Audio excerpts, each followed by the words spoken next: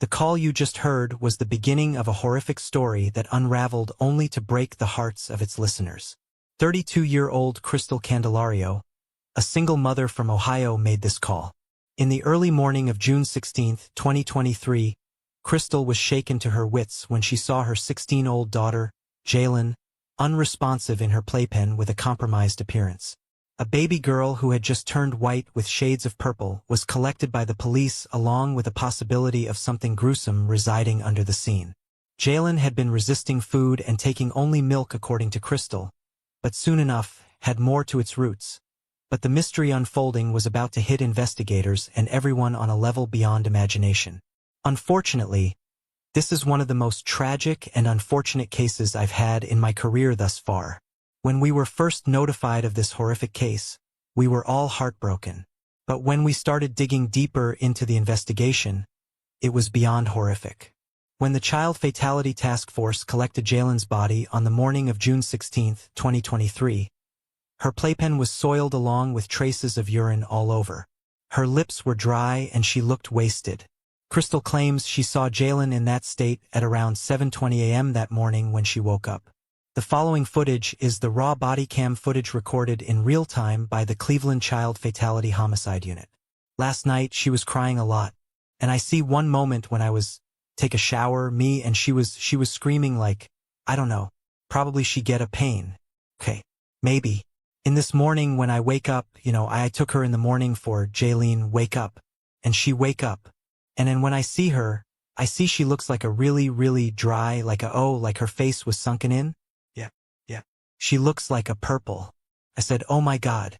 But Jailyn's lifeless body was telling a whole different tale to the officers than what her mother narrated.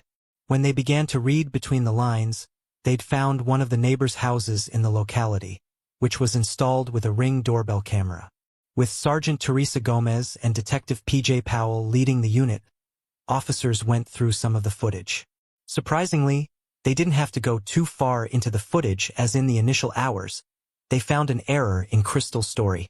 Crystal was seen arriving at her house at her car at 7:36 a.m. on the same morning of June 16, 2023, when her earlier statement claimed she woke up around 7:20 a.m. and saw Jailyn in that state. A search warrant was issued for Crystal's home in her car, in which they found air tickets for Puerto Rico dated June 8, 2023 as her departure and June 11, 2023 as her return. She departed as well as arrived in Detroit, Michigan from Puerto Rico. At this point, Crystal inevitably becoming a suspect who was lying to the police. The fact that she was not even present in her home at times, which she'd been claiming, was not only just a shocking discovery, but also a disturbing question about her and Jailyn's real whereabouts to the officers. But in the last week she get a vomiting too. Remember right now that you mentioned the vomiting. She get a vomiting the last week, Monday and Tuesday, 2 times.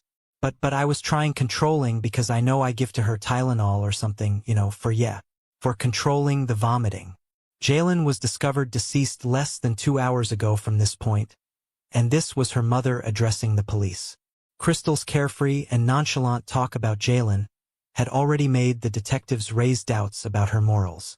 But the findings from the car and the footage had clearly brought Crystal's misties and lies into the limelight. On June 18, 2023, Crystal was arrested by the homicide unit on the suspicion of child endangerment. Later that night on June 18, 2023, Crystal was interrogated by Detective Powell and Sergeant Gomez, raising questions about their initial findings.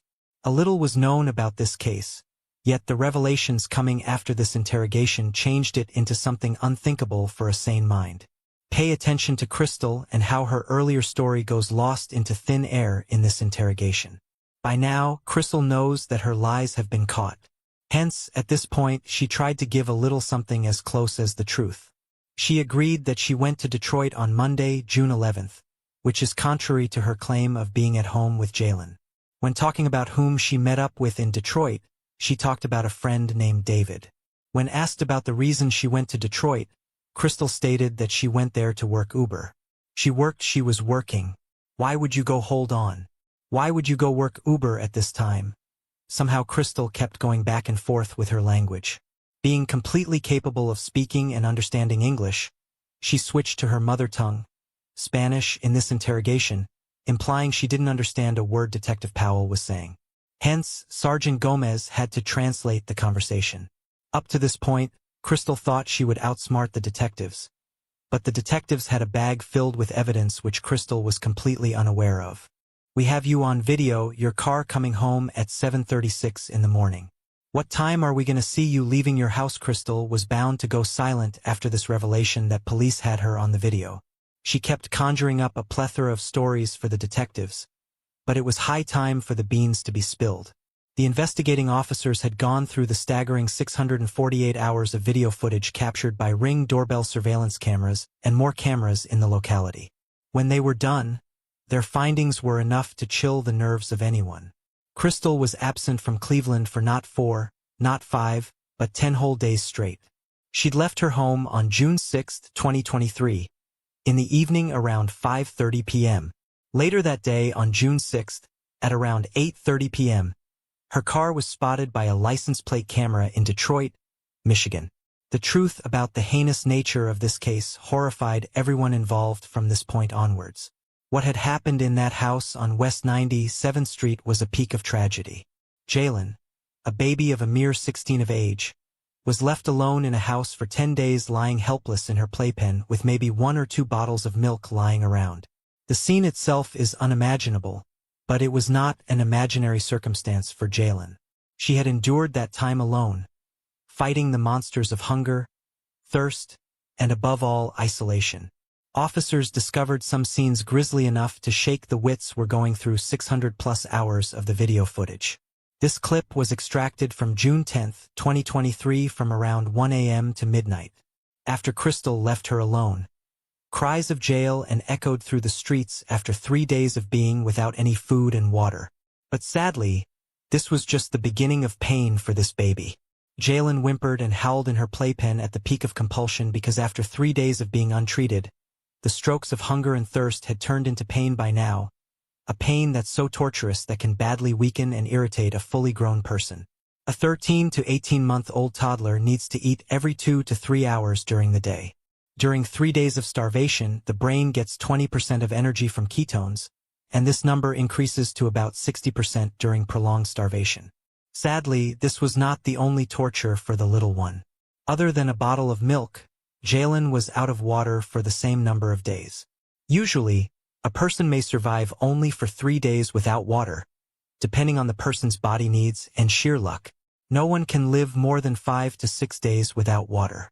The eyes dry and start to ache if the water is lacking in the body. If someone continues to go on without drinking water, the organs, especially the brain, begin to shut down, leading to serious effects such as fainting, stroke, and eventually death. And on top of starvation and hunger, Jailyn is fighting loneliness. She missed her mom and she missed a human touch to pick her up and play with her. When a baby passes the age of 8 months, she's well aware of the presence of people in their surroundings. The attention a baby gets from others deeply enhances mental health, and during these days, Jailyn's body had brought up a unique kind of stress and depression as she did not see any signs of life around her. It's factually assumed that she was scared, lonely, and continuously waiting for someone minute after minute to come and hug her. Take into account that these facts are known for a grown person who knows the existence of pain, hunger, and thirst and can mentally fight them. A baby knows nothing of that sort. These biological conditions are observed through various medical research and real-life examples. But the effects of this situation on a toddler left on her own have never been seen or observed. When Crystal came back on the morning of June 16, 2023, she found Jailyn reduced to a lifeless, mannequin-like body. Realizing the baby Jailyn had died, she had called 911 in a panic. The way she confidently started building up stories, considering everyone would easily believe her, was deeply disturbing for everyone. Based on evidence found till now, Crystal was charged with child endangerment, aggravated murder, 2 counts of murder, and a felonious assault. However, one question still lingered. Why would a mother commit such a grisly act? Crystal, on this matter, believed she was innocent and did not commit a crime as she was not in a sane state of mind when this happened. She claimed she was suffering from serious mental issues. Although the chances of her walking away free were near zero, A defense attorney was mandatory to have her side of the story be heard and try to mitigate her charges in the upcoming trials. Crystal Candelario was a 32-year-old single mother at this time. She moved from Ecuador to Cleveland, United States with her parents in 2016, probably around the time that she had her firstborn daughter, Amaya, with a different partner. Taking up her family profession of teaching like her father and grandfather, Crystal was employed as a substitute teacher at Citizens Leadership Academy, a local elementary charter school in Cleveland. In early 2021, Crystal met a man named Henry Garcia on Facebook. Henry belonged to Crystal's hometown, Ecuador. Both started liking each other and began dating online. However, to take things further, their meeting faced an obstacle as Henry could not come to the United States due to an unknown issue with his visa. Hence, in March of 2021, they planned a trip to the Dominican Republic to spend time together. After the trip, Crystal came back to Ohio and told Henry about her being pregnant. Henry agreed to have the baby but still couldn't travel to the United States. As per the narrative, according to Crystal, Henry became physically abusive to her during the pregnancy and their relationship ended. Crystal gave birth to Jailyn without her father on January 26, 2022 and since has been raising her with the babysitting and financial support of her parents. However, in early 2023, Crystal had cooped herself in her home, enduring a kind of financial and emotional stress on her mind. In February 2023, Crystal collapsed after taking a heavy dosage of 20 ibuprofen tablets all at once. Her mother found her lying still in the bedroom, and her whole side had gone numb. After being hospitalized, she was advised to control her anxiety as nothing serious was detected by the doctors. She was given antidepressants which she took as per the prescription but they didn't help her. Crystal stated that her headache and migraine had continued to trouble her. After getting the same anti-depression medication prescribed one more time, she abruptly terminated the course after she ran out of tablets a second time. While this was happening, the month of June had come around. On June 1, 2023, Crystal's parents went on summer vacation taking Amaya with them. Therefore, Crystal was alone in the house with Jailyn. From this point on, as the events were captured on camera, Crystal was first seen leaving her house on June 4, 2023 and returning on June 6, 2023. It was evident from the initial investigation that during these 2 days, she was in Taylor, Michigan, and a food receipt from a restaurant named Denny's was also found in her car. Then, on the evening of June 6, she again went back to Michigan in the city of Detroit. One of the major truths yet to be uncovered was why Crystal went to Detroit and had departure and return tickets from Puerto Rico. In her interrogation, Crystal said she'd gone there to work for Uber and used it as a chance to meet one of her friends. This information was divulged when officers had not seen the camera footage yet. The gut-wrenching reality hit them like nothing ever before had when Crystal's latest activity was spotted on her social media handle. Crystal didn't tell anything that wasn't a lie until she was caught red-handed by her Facebook posts. Crystal had actually gone away for a vacation in Michigan. Look at this picture of hers. It was posted on her Facebook 3 days before she left home, probably on the day Jailyn's cries were recorded back home on the camera. On one hand, Crystal defended herself using her unstable mental state, and on the other hand, she wrote the caption, "A life enjoyed is the only life lived." On June 8, she traveled to San Juan, Puerto Rico with a date of hers. Spending her summer vacation on the island for 3 days, she came back to Michigan on June 11 and then traveled to Imlay, Michigan. There she stayed with another man for 4 days before she finally headed home.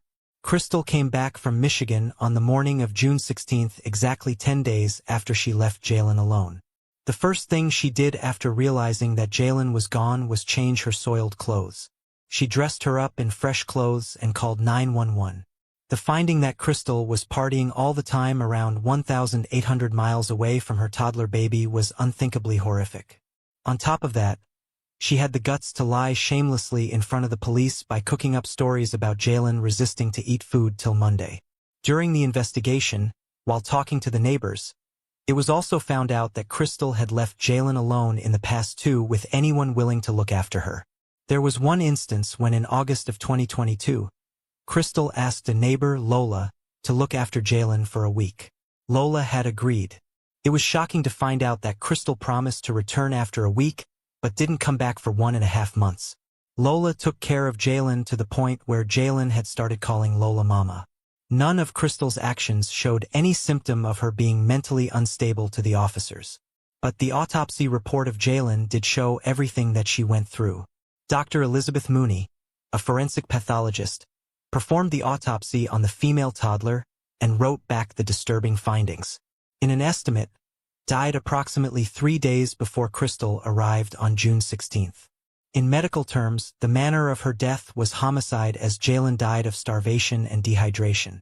She fought hunger and thirst for over a week until her organs shut down.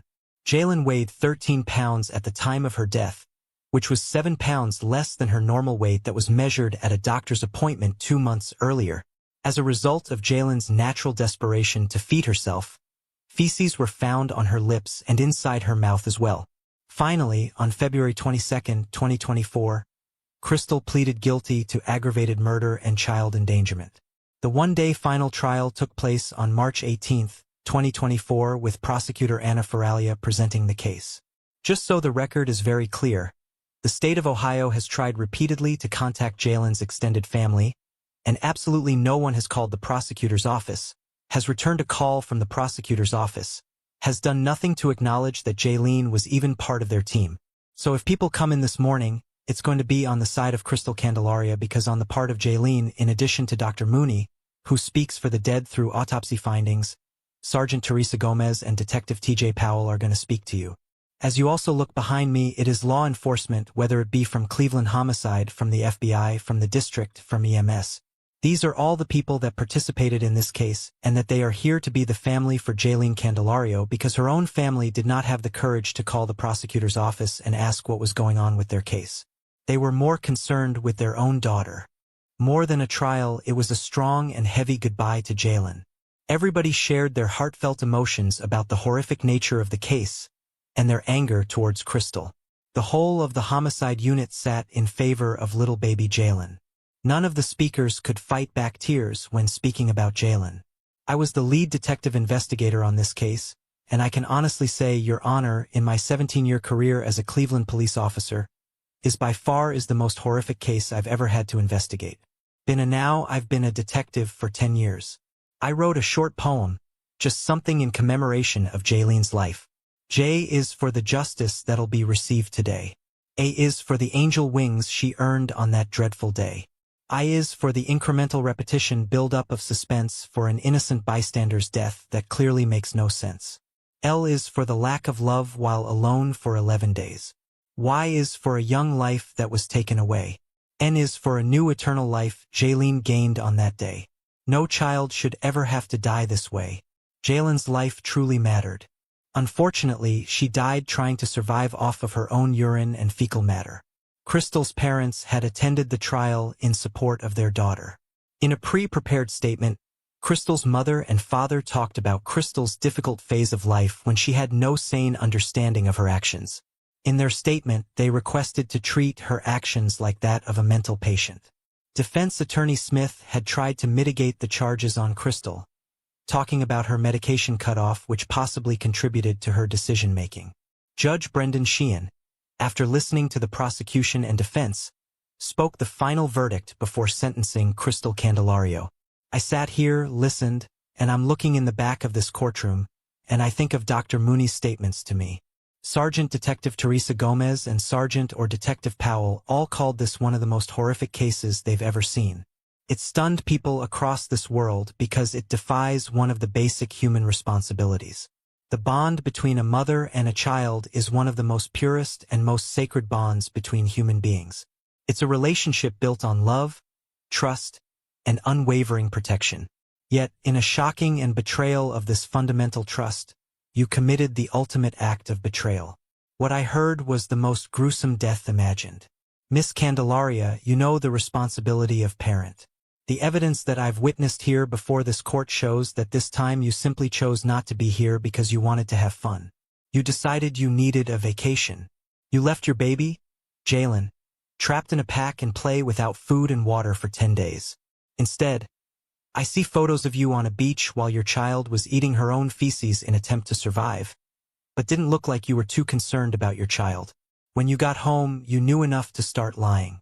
You concocted story after story trying to hide what you did. You even put pants on her. But you couldn't hide the absolute horror and felt that she spent the last days of her life. As a court, I have to remember Jailyn where you did not. Just as you didn't let Jailyn out of her confinement until she died. Judge Sheehan then passed on the sentencing to Crystal Candelario. The sentencing of Crystal closed this case. But nothing could deliver a closure for Jailyn. We hear about several victims and feel deeply sorry for what they went through. But this case leaves behind a traumatizing heartbreak that the victim never knew what suffering is.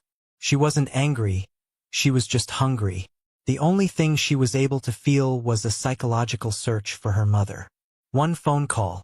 This one question by the judge summarizes the pain one feels after hearing this story. Why didn't she make one call back home? The answer will never show itself. And this case will continue to hit humankind as the murderer of life's innocence. Okay, just the three of you? No. And Grandma Tell? And my shot them. No. Your son what? My shot them. Your son shot them? Okay. The woman you just saw is Robin Denson. Terrified beyond her senses after narrowly escaping death, unlike two of her family members who weren't so fortunate. On December 28 of 2017, West Palm Beach police responded to multiple 911 calls reporting gunfire. When the detectives arrived, they found 11-year-old Kyra Inglet wounded and unconscious on the sidewalk leading to the house. Inside, they discovered her mother, 36-year-old Khalida Crowell, shot dead. The tragedy was even more disturbing for Robin because she just witnessed her own son, Marlon Joseph, commit this horrific crime. That's a lie, man. Why did your son shoot that, ma'am? Did a pony ready, and I see you when you saw him. Did you see him shoot them? No. I was out by the office to my youngest. But by the time police arrived, Marlon was long gone, triggering a nationwide manhunt. However, what detectives uncovered about the motive behind this heinous crime left them shocked. The first responders found Kyra on the sidewalk leading up to the front porch, unconscious and barely breathing, covered in blood. Oh, no. She's breathing. Damn. She's still moving. She was just moving. She was immediately rushed to the hospital, her life hanging in the balance. Inside the home, Khalida's lifeless body lay between the living room and dining room areas. Unlike her daughter, she showed no signs of life. She had sustained multiple gunshot wounds to various parts of her body. The back of her right hand, belly, left calf, chest, back of her head, and forehead. The final bullet shattered her skull and damaged her brain. The home bore the clear signs of a struggle. Large bloodstains marked the sidewalk and interior, testifying to the horror that had taken place. One window was broken. 5 spent cartridge casings were found outside the home and 4 more inside, all fired from the same gun. However, the firearm was not found. The officers had already grasped the severity of the violence, but they were about to discover just how twisted the incident truly was.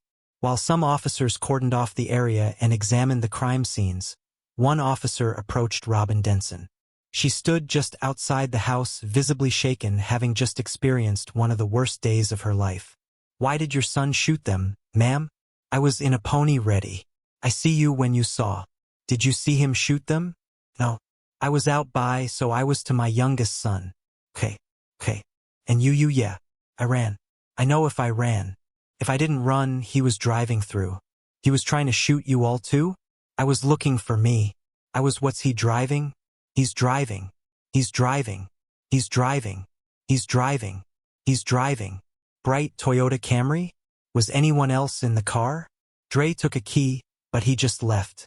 What year was the car? February 2012. All right. And it was whose car is this? Pilato. And that's your girlfriend? Yes. Giving details about her blended family, Robin began to describe their home situation. It was the beginning of 2017 and Robin was living with her girlfriend, Khalida Crowell. Also residing in the house were Khalida's daughter, Kyra, Robin's goddaughter, Chashima Tarver, and Robin's 2 sons, Patrick and Cordarius Joseph.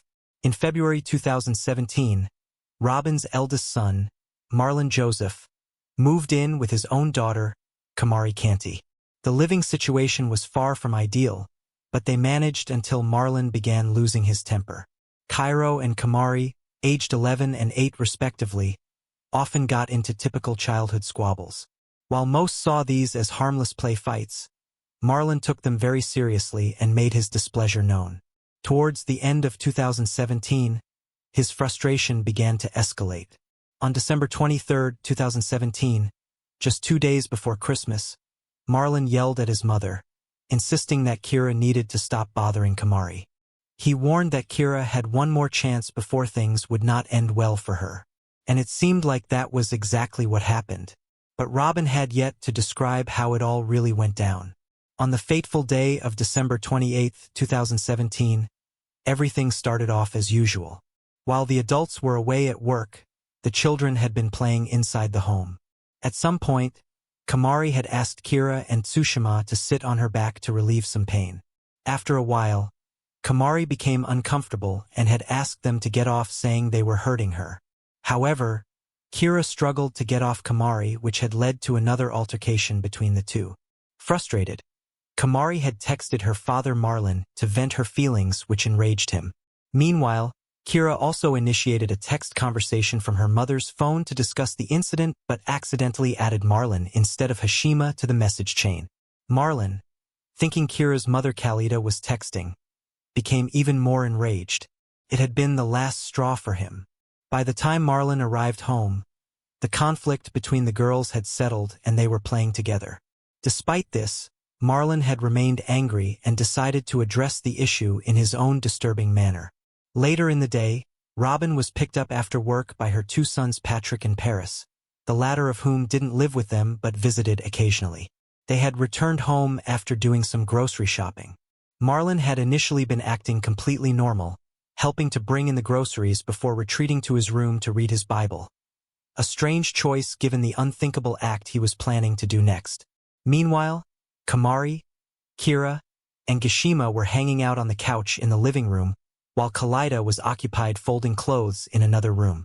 Shortly after Robin returned home, Marlon approached her to discuss the earlier fight between Kamari and Kira and the text messages sent from Khalida's phone. He'd also been using explicit language which Robin didn't want the kids to hear. So she ended the conversation with Marlon and walked out to the porch where Paris and Cardarius were. She had taken Cardarius' side and they had moved to the sidewalk in front of the home while Parise had remained on the porch. Inside the house, Tsushima had gone to take a shower. Moments later, she heard Marlon and Khalida arguing. Marlon accused Khalida of not intervening when Kira mistreated Kamari, questioning why Kira was being mean to his daughter when Kamari had done nothing wrong. Suddenly, Tsushima heard 3 loud bangs. Khalida had been screaming and crying for someone to call 911. Then there was another bang. Tsushima rushed out of the bathroom and saw blood all over the floor with Khalida lying face down on the ground. She and Kamari had hurried into Kyra's room and hid under the bed where Kamari had used Marlon's phone to call 911. But the nightmare was far from over. Marlon had already killed Khalida by then, but he was still not done. He chased the Kyra outside. It's hard to imagine the horror Kyra must have felt, not only witnessing the horrific murder of her mother, but knowing that he was coming for her next. Marlon's brother, Paris, who had been on the front porch, had heard the gunshots from inside the house.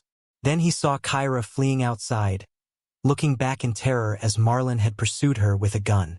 Despite his fear, Paris had tried to stop Marlon and wrestle the gun away, but he hadn't been successful. Paris watched in horror as Marlon shot Kyra 5 times. Meanwhile, outside, Robin and Cordarius said also heard the gunfire from inside the house. The next thing Robin knew, Marlon was calling for her, still holding the gun, adding to the unfolding nightmare. Cordarius urged Robin to run, and she ended up on the ground in her neighbor's yard. Meanwhile, Patrick, having heard the gunshots, rushed out of the house searching for his mom. He'd eventually found her in the neighbor's yard and helped her to her feet. Patrick had been in tears as he recounted what had happened to Khalida and Kyra. By then, Marlon had already gotten into Khalida's gray 2012 Toyota Camry and fled the area. He was on the run. A neighbor had witnessed the car speeding away from the neighborhood. So it looked like a newer model car?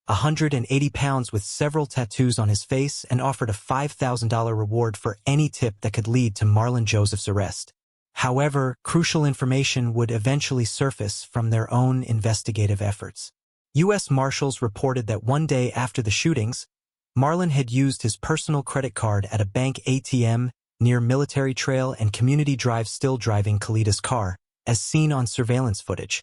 The same credit card was used again in Lake Worth, Florida on January 1, 2018 around 9:30 a.m. This time, authorities were prepared. A team of U.S. Marshals and West Palm Beach homicide detectives quickly responded to the area to search for Marlon. About an hour later, police received a live notification from Chase Bank that the card was being used at a gas station on 874 South Dixie Highway in Lantana. Officers surrounded the gas station and detained the man seen on surveillance video using the card. To their surprise, it wasn't Marlon Joseph. The man, wearing a camouflage green hooded jacket and dark pants, was identified as 27-year-old Javery Williams, who turned out to be Marlon's blood cousin. Williams initially denied any knowledge of the bank card, Marlon, or the double murder.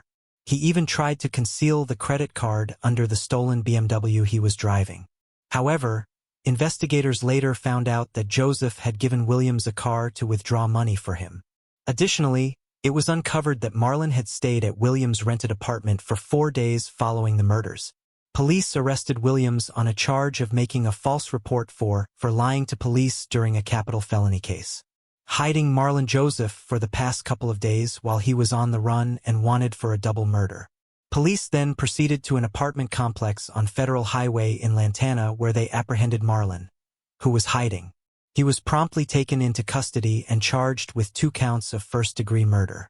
Marlon Joseph's trial began on January 2018. The defense argued that his actions were influenced by mental illness, asking for a lighter sentence.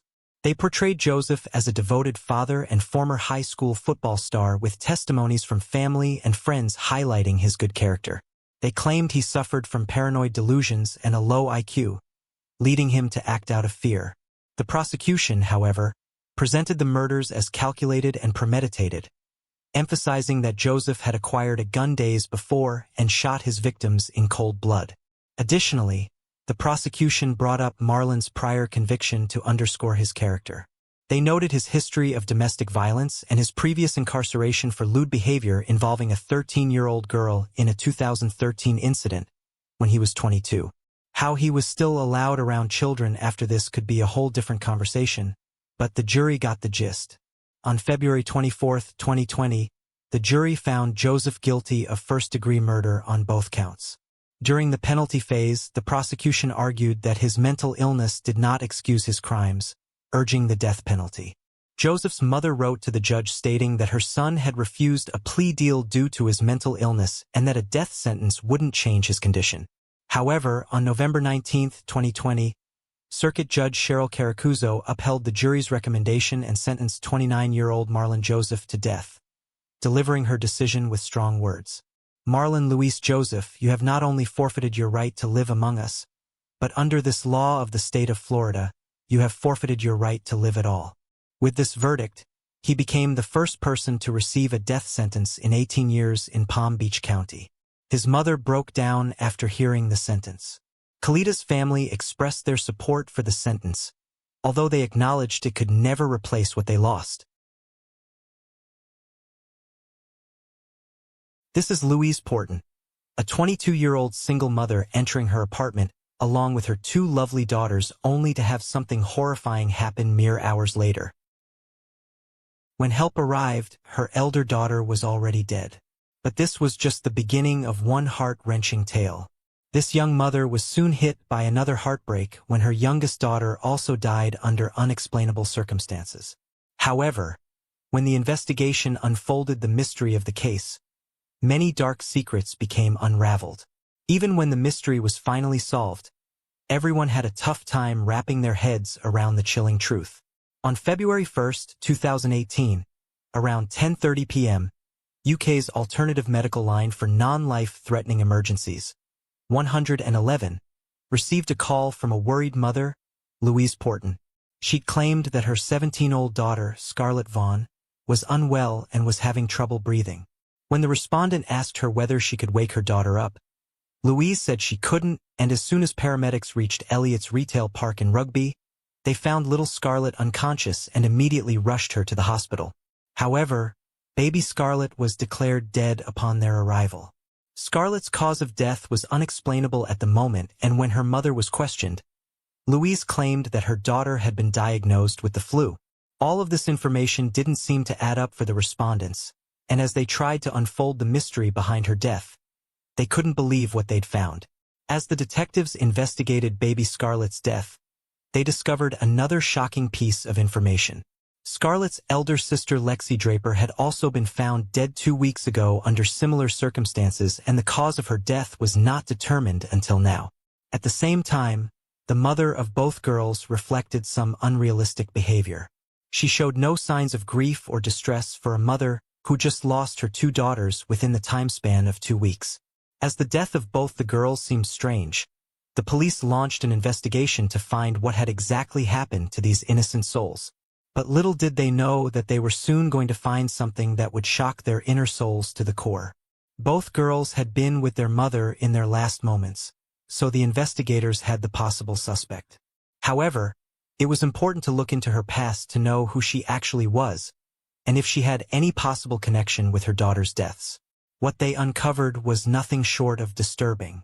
Louise Porton was born into a British family in 1996 and lived with them until her teenage years. From her childhood, she was a very isolated child and wouldn't talk to other people. By the time she turned 11, her parents got separated as her mother went to live with another man. Louise cut all her ties with her mother, and this separation left a huge impact on Louise's mind.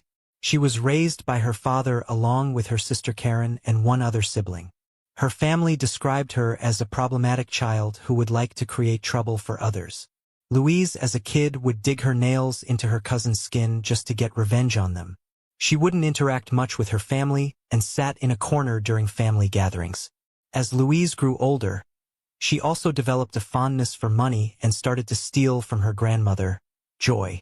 She'd often visit Joy to steal things, and when confronted, she emotionally blackmailed her grandmother. Louise told her grandmother that she wouldn't come to visit her if she were blamed for the stealing. As Louise grew into a teenager, she started sleeping with whomever gave her attention. Other than that, she also grew materialistic and started to demand money in exchange for physical relationships with men. This behavior of Louise worried her family, and they told her to stop, but instead, she left her family and moved out. After moving out, Louise was often seen bragging about the money and her branded clothes that she was getting, and even claimed that her family was jealous of her. Later in her life, Louise met a man named Chris Draper and had 2 daughters with him. She became pregnant at the age of 18 with her first daughter, Lexi Draper. It seemed that Louise was finally trying to lead a normal and happy life, but it was just a deception. In April 2016, her grandmother Joy had fallen sick and wished to see her for the last time. Her family tried to call her, but she didn't visit her grandmother, who was on her deathbed. Even during her grandmother's funeral, her family called Louise, even threatening her that if she didn't attend the funeral, they would sever all ties with her. Still, true to form, Louise skipped her grandmother's funeral, leading to most of her family to cut off their ties with her. Louise and Chris' relationship seemed to be growing from outside, but in reality it was falling apart. Louise soon became pregnant with their second child, but she decided to leave Chris and flew back to her hometown, Rugby, in August 2016. After coming back to Rugby, she set her sights on the father of her children, Chris. To torture her mentally, she even went to an extent of claiming that her second-born daughter, Scarlett, was not his. Louise gave Scarlett a different surname, Vaughn, instead of Draper, to prove that she was not Chris's daughter. While she was doing all of this, Chris was not even allowed to meet his daughters. This left him traumatized, and Louise continued to live her lavish life in Rugby. On one hand, she tried to torture her ex-boyfriend emotionally and get him banned from seeing his own children. And on the other hand, she didn't seem to be taking proper care of her daughters at all. Louise described herself as a model to her male suitors, and wrote in her bio of Badoo app's profile how she was open for any type of photo shoots or trade. After moving out from Chris's place in August 2016, Louise had started to live in a rented property in Willen Hall near Walsall. She rented it from Leanne Bradley, an old-time friend of her mother. Leanne claimed that Louise would often leave her daughters with her while she went out. Sometimes this would occur 4 times a week, and each instance would generally be for the entire day. She stated that Louise would do anything to avoid taking care of both girls, and someone else was always looking after her daughters instead of Louise herself. While she continued to go out with men and live her life on her own terms, she would sometimes lose her temper on her daughters. Whenever her children would cry, Louise would tell them to just shut the up, or else she would give them a good reason to cry for. Once, Lexi was having a temper tantrum on the floor, and Leanne saw Louise pick her up by the wrist and yell at her to get off the floor.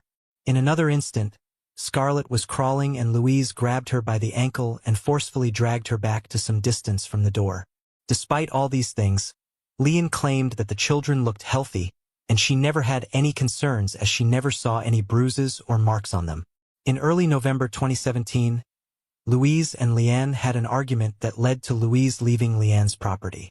After this, Louise was provided with temporary housing at Beechwood in Rugby, Warwickshire, which was close to her sister Karen's home. As they both started living nearby, Louise and Karen became closer, and Karen started to see the family almost every day. By this time, Louise had started to go out with different men and would receive luxurious gifts from them. She'd often exchange her explicit pictures in return for money. Knowing this, Karen grew concerned about Louise's children and would often remind her to look after them. Chats between Louise and Karen revealed an incident where Louise had once gone into a van to sleep with a man while her daughters were asleep. After knowing this, Karen brought the matter up with Louise, who acknowledged her mistake and promised her that it was the first and last time she'd done this.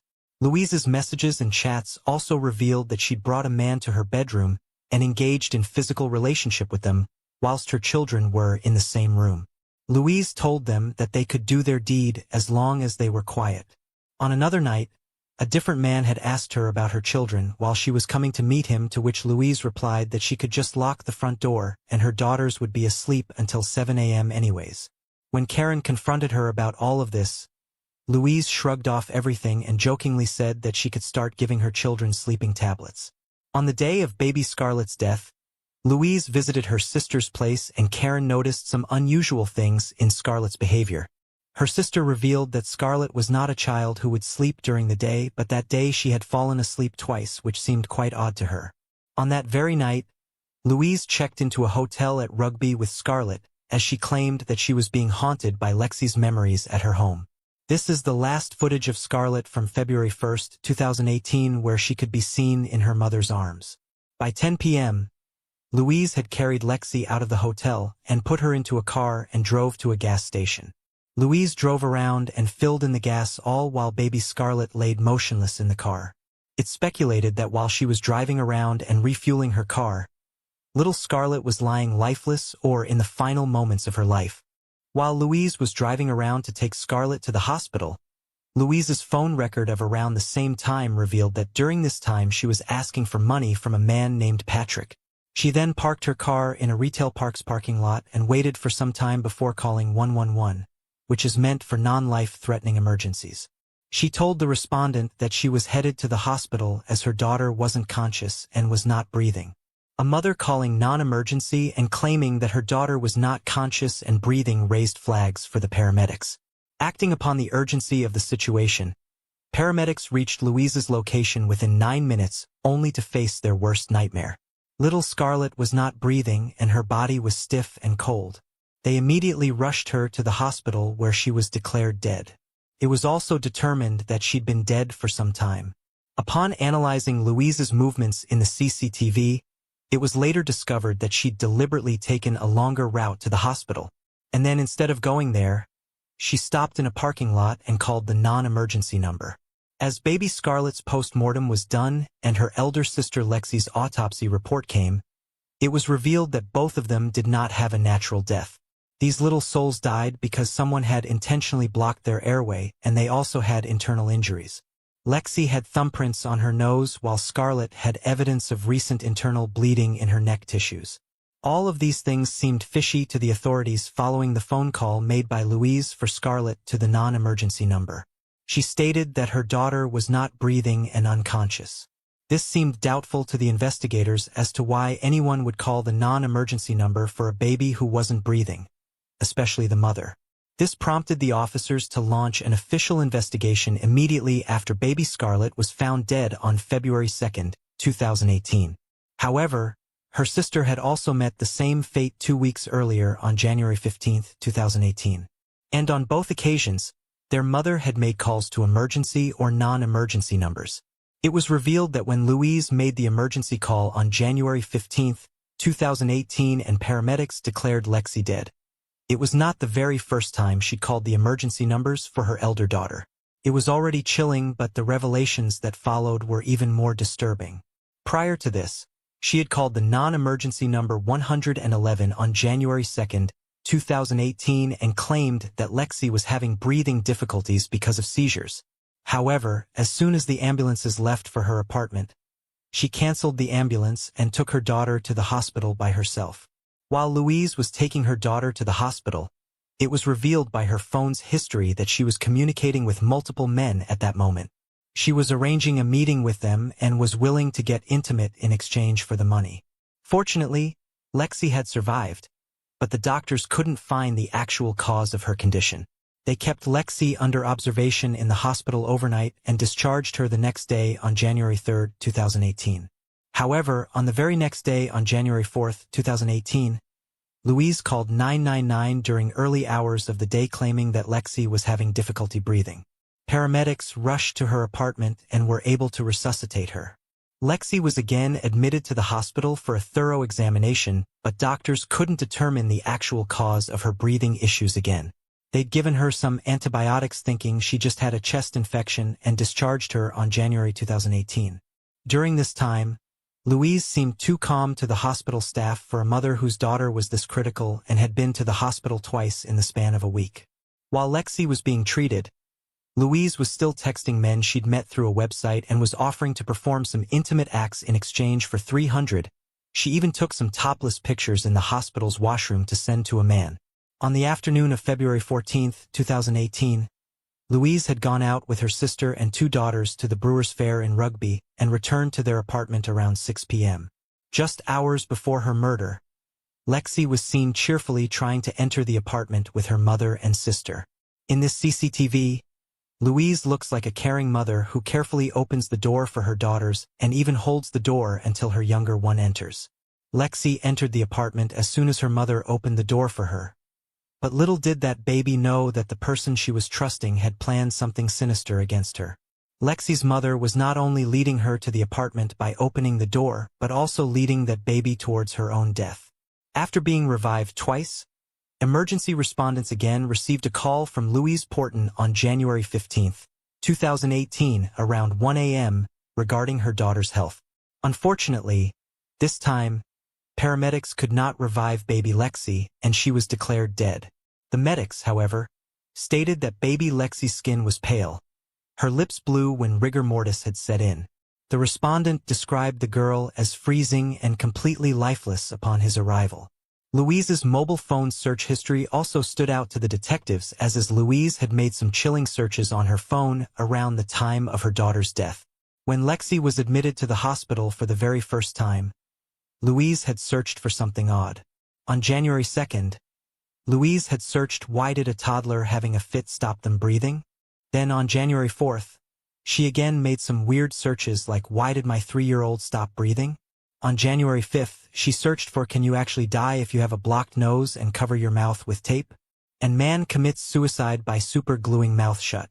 Then on January, the day of Lexi's discharge, Louise looked at an article entitled, Toddler brought back to life after nearly drowning, and for how long after drowning can someone be resuscitated? Investigators also discovered that on January 14th around 11 p.m., just hours before little Lexi's death, Louise has searched for how long it took a dead body to go cold up to the shoulder. Is it true you shit yourself when you die? And then she even went on to read an article titled, 5 Weird Things That Happen After You Die. About an hour and a half later, she called the emergency number. It was speculated that she deliberately delayed calling the emergency number. Her cell phone records also revealed that she texted one of her friends, one down, another one to go on her way to the hospital with Lexi. The horror didn't end there. On the very next day of Lexi's death, Louise arranged a date for herself with a man and accepted 41 requests on the dating website. She was even seen laughing and yawning at the funeral parlor, and the manager also reported that she was on FaceTime the whole time. After all the evidence indicating that it was Louise who had tried to kill Lexi and Scarlett, she was arrested on March 18, 2018. It was determined that she didn't have any criminal history other than being charged with wasting police time when she was a teenager. However, due to insufficient evidence, she was released later on in March 2018. In a strange post in June 2018, Louise posted both girls' clothes out for sale, which clearly showed how Louise had no remorse for both her daughters' deaths. In November 2018, she posted an RIP post on Facebook for her daughters, for which she faced severe backlash. In January 2019, 1 year after the departure of those precious souls, Louise was arrested again. This time, the investigators had all the evidence against her, and she was charged with 2 counts of murder for the deaths of her daughters. Louise's trial started in July 2019 at Birmingham Crown Court, and she pleaded not guilty. She claimed that she does not remember anything about how her daughters died and that she loved them. She even claimed that her daughters never hindered her lifestyle, but her actions stated otherwise. Throughout the whole investigation, Louise never showed any real signs of emotion. To protect Louise, the defense argued by giving the reason for her mental state, but she was concluded to be mentally fit by the experts.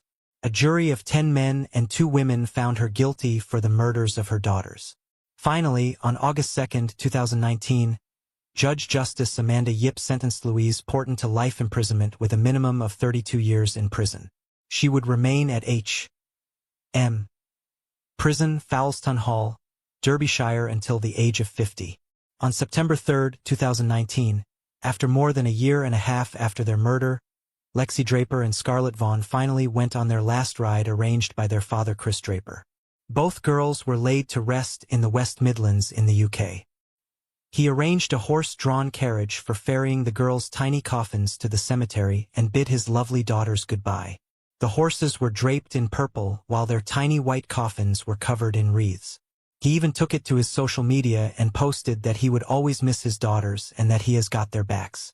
Chris stated that his only comfort was that his daughters were now together. To date, he regrets that only if he had been allowed to live with them, both of his daughters would have been alive today. While Louise snatched his beloved daughters from him, one more life was taken away because of her. It was the life of her own mother. Louise's mother, Jailyn Porton, who tried to support her daughter throughout, committed suicide in September 2020. She was found dead at her home in Willenhall, Walsall, and everyone believed that she took her life after being tormented by her daughter and the murders of her grandchildren. In her Facebook post, Jailyn expressed how hurt she was because of her daughter.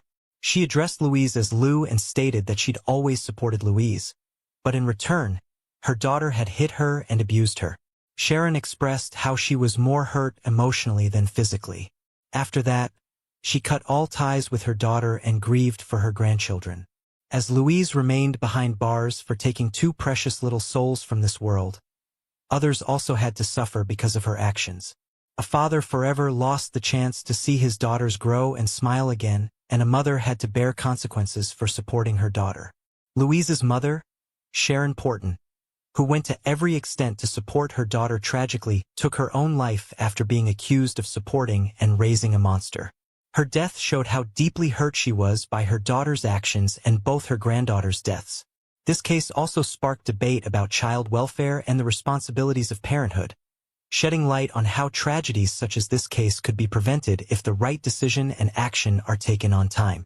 Meanwhile, Lexi and Scarlett's story continues to resonate as a symbol of innocence lost, and those 2 little babies would always be remembered as cheerful and happy souls. May they forever rest in peace. In this poignant footage, Evan Brewer's distraught father, Carlo Brewer, and others can be seen protesting, marching through the streets and surrounding a house where Evan was believed to be inside. Yet despite their desperate pleas, nothing seemed to work. The nightmare began on July 6, 2017, when the 3-year-old Evan went missing without a trace. The search took a grim turn when a large concrete structure was discovered in the house where Evan once lived. As Evan's mother Miranda Miller faced the harsh reality, she clung to the desperate hope that it was all just a bad dream. Their lives changed forever when they learned the horrifying truth about what happened to Evan. On July 6, 2017, Wichita police filed a missing persons report for Evan after arriving at his home to take him away, only to find no answer at the door. Neighbors reported that neither Evan nor his mother had been seen in some time. For a long time, Evan's father, Carlo Brewer, had fought tirelessly for a protection order for his son. His determination paid off on May 4, 2017, when he successfully obtained the first protection order against Miranda's boyfriend, Stephen Bodine, ensuring Evan's safety. The police, now actively involved, made multiple efforts to remove Evan from the house, but each time they visited, no one answered the door. Surprisingly, authorities never escalated their actions by forcibly entering the house. The threat from Miranda's boyfriend and the ensuing protection order raised serious concerns about their family dynamics. Born on March 6, 2014 in Wichita, Kansas, Evan Brewer was primarily raised by his mother, Miranda Miller, following the end of her relationship with his father, Carlo, before his birth. Carlo had minimal contact with Evan as he was happily married to another woman with children of his own. However, Carlo started visiting Evan more frequently in late 2016 upon learning that a new person had entered Evan and Miranda's lives. Miranda started dating Stephen Bodine in 2016, a man in his 40s who soon moved into a rented house at 2037 South Vine in Wichita, Kansas, where they started living together alongside little Evan. Carlo had issues with Bodine, mainly with his drug addiction and his history of abuse. He vehemently opposed Evan living under the same roof as Bodine, fearing for the boy's safety and well-being. The situation took a darker turn in February 2017 when one day Carlo brought Evan to his home to spend time with him and his step-siblings. It was then that Carlo noticed disturbing changes in Evan's behavior: speech regression, unusual aggression towards his step-siblings, and bruises on his body. Carlo sensed something was wrong. When he confronted Miranda about these alarming signs, she shockingly informed him that he could no longer see Evan without Bodine's permission. Little Evan was typically well-behaved and caused little trouble for his mother, but Bodine held a starkly different view. He also didn't like it when Evan would get too close to Miranda because he thought Evan was too clingy. He believed that Miranda had spoiled him and he needed to be disciplined. Agreeing with Bodine's perspective, Miranda allowed him to take control of the household and even asked Evan to call him daddy. Meanwhile, Carlo's concern for Evan deepened, yet he felt powerless as he was unable to meet him due to restrictions imposed by Bodine and Miranda.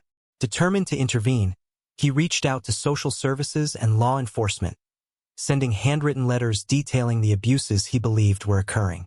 However, he was dismayed when authorities often found the home deserted during welfare checks and was puzzled by their apparent reluctance to take more decisive action in response to the concerning situation.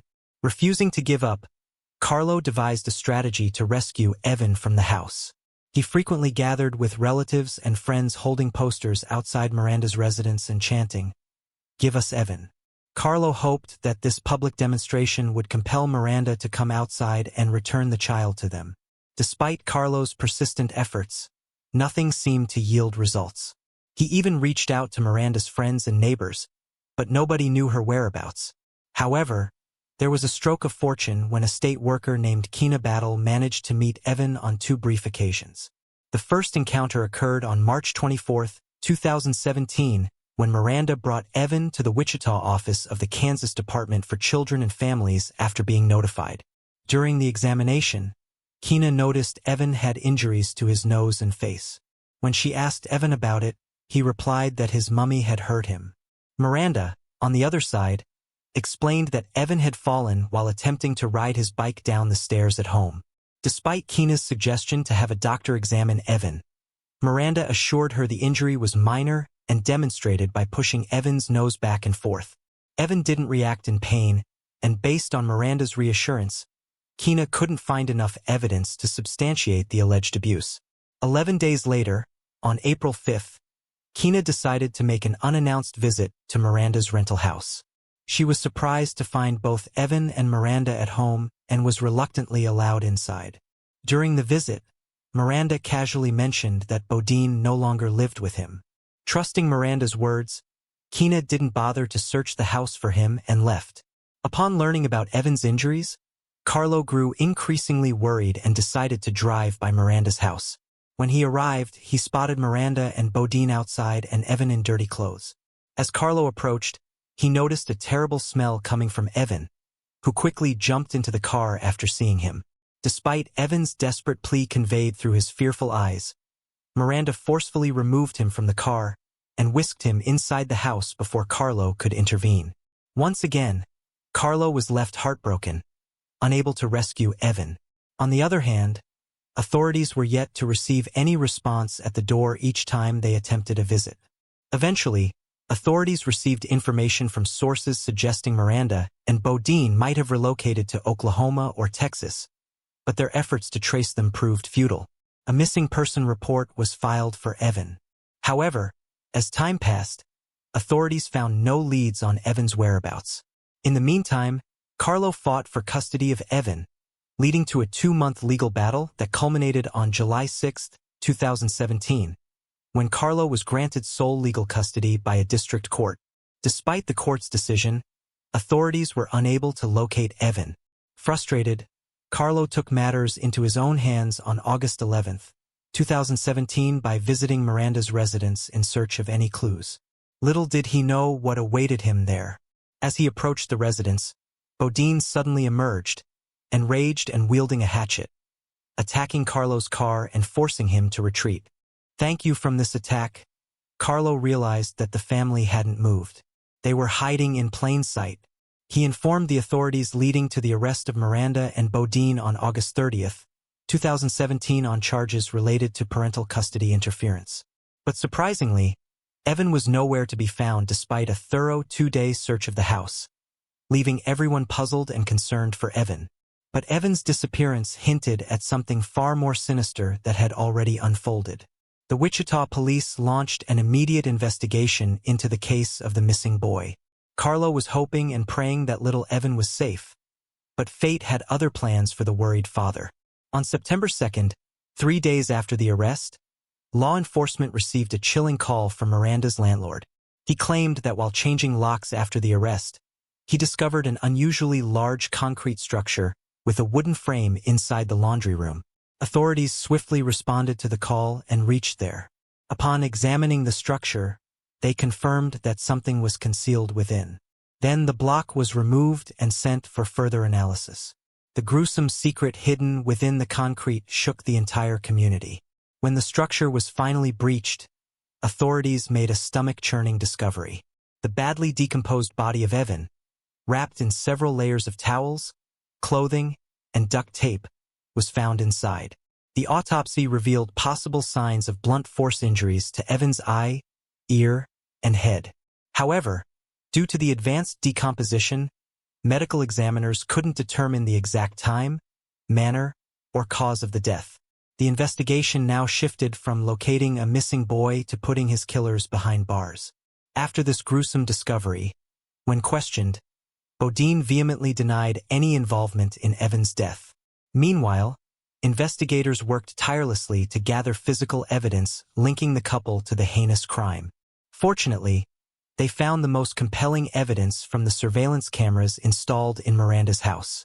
It contained thousands of photos and videos of Evan being ruthlessly abused.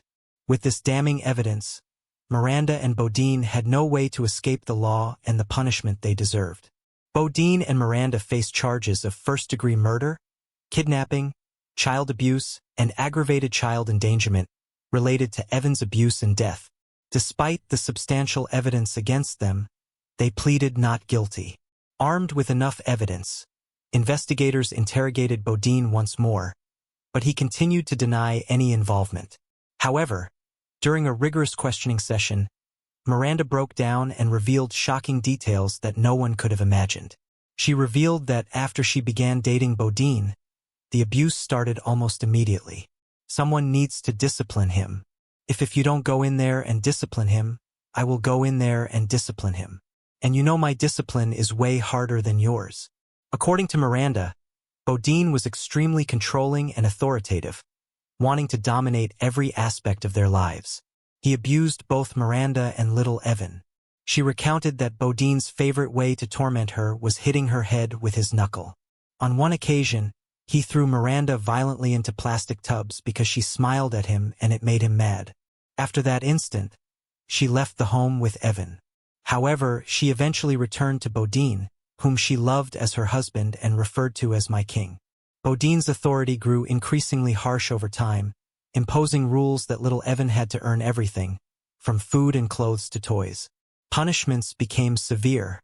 Sometimes, Evan stood for hours with his arms behind his back enduring beatings if he moved or failed to apologize. During these punishments, no one, not even Miranda, dared to intervene, and occasionally, Bodine even forced her to join in beating Evan. Bodine's control extended beyond punishments. He banned Evan from leaving the house, isolating him from potential help. Miranda too fell under Bodine's dominance, cutting off contact with family and friends and adhering strictly to his rules. Bodine's possessiveness grew to extreme levels. He installed surveillance cameras indoors and outdoors, monitoring their every move. The harsh regime continued relentlessly, with Bodine subjecting Evan to such cruelty that the mere sight of him filled the child with terror. Bodine went as far as to chain him up in the basement with a belt around his neck and with no clothes, leaving him for extended periods without food and water, treating him no better than an animal. But the horror didn't stop there. Miranda proceeded to reveal to authorities the chilling details of the relentless torment that little Evan had endured in his final days. Authorities also convinced Miranda to testify in court during the trial.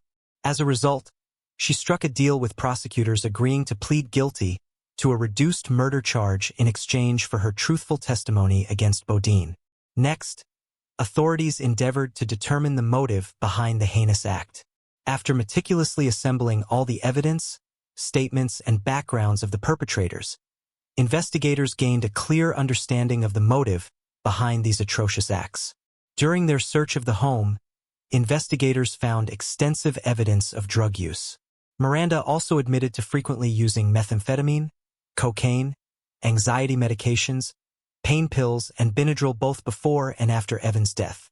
This confession was corroborated by crime scene photos showing glass pipes, pill bottles, and a drug scale scattered throughout her house. She also disclosed that Bodine had a history of abusing not only Miranda and Evan but also his former girlfriends and his daughter Samantha. In the end, it was clear that Bodine and Miranda were criminally inclined drug-addicted individuals with a psychotic disposition who inflicted such a horrific death on Evan simply because they believed they could do so to a defenseless little boy.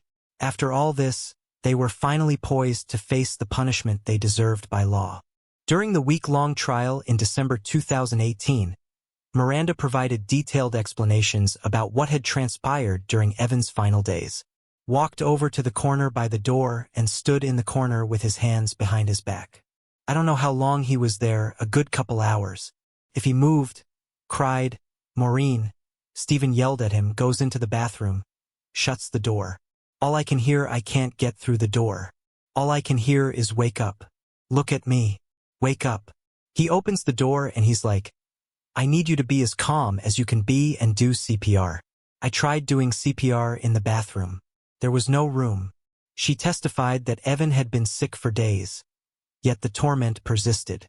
Bodine would compel Evan to stand for hours on end and at times force-feed him large quantities of salt as punishment. The little boy was overwhelmed by the excessive salt intake, causing him to vomit and struggle to eat or sleep. During his final day, Evan collapsed and couldn't get up after being beaten and forced to stand against a wall for hours. Bodine slapped him with all of his strength as punishment, according to Miranda's testimony, then hauled the boy into a bathroom to quiet his screams. When he came out, Evan was wet and unresponsive. Miranda recalled that when Evan became lifeless, instead of calling 911, she and Bodine began plotting how they would dispose of Evan's body. She testified, Stephen wanted to hurry up and take care of Evan before he started to smell.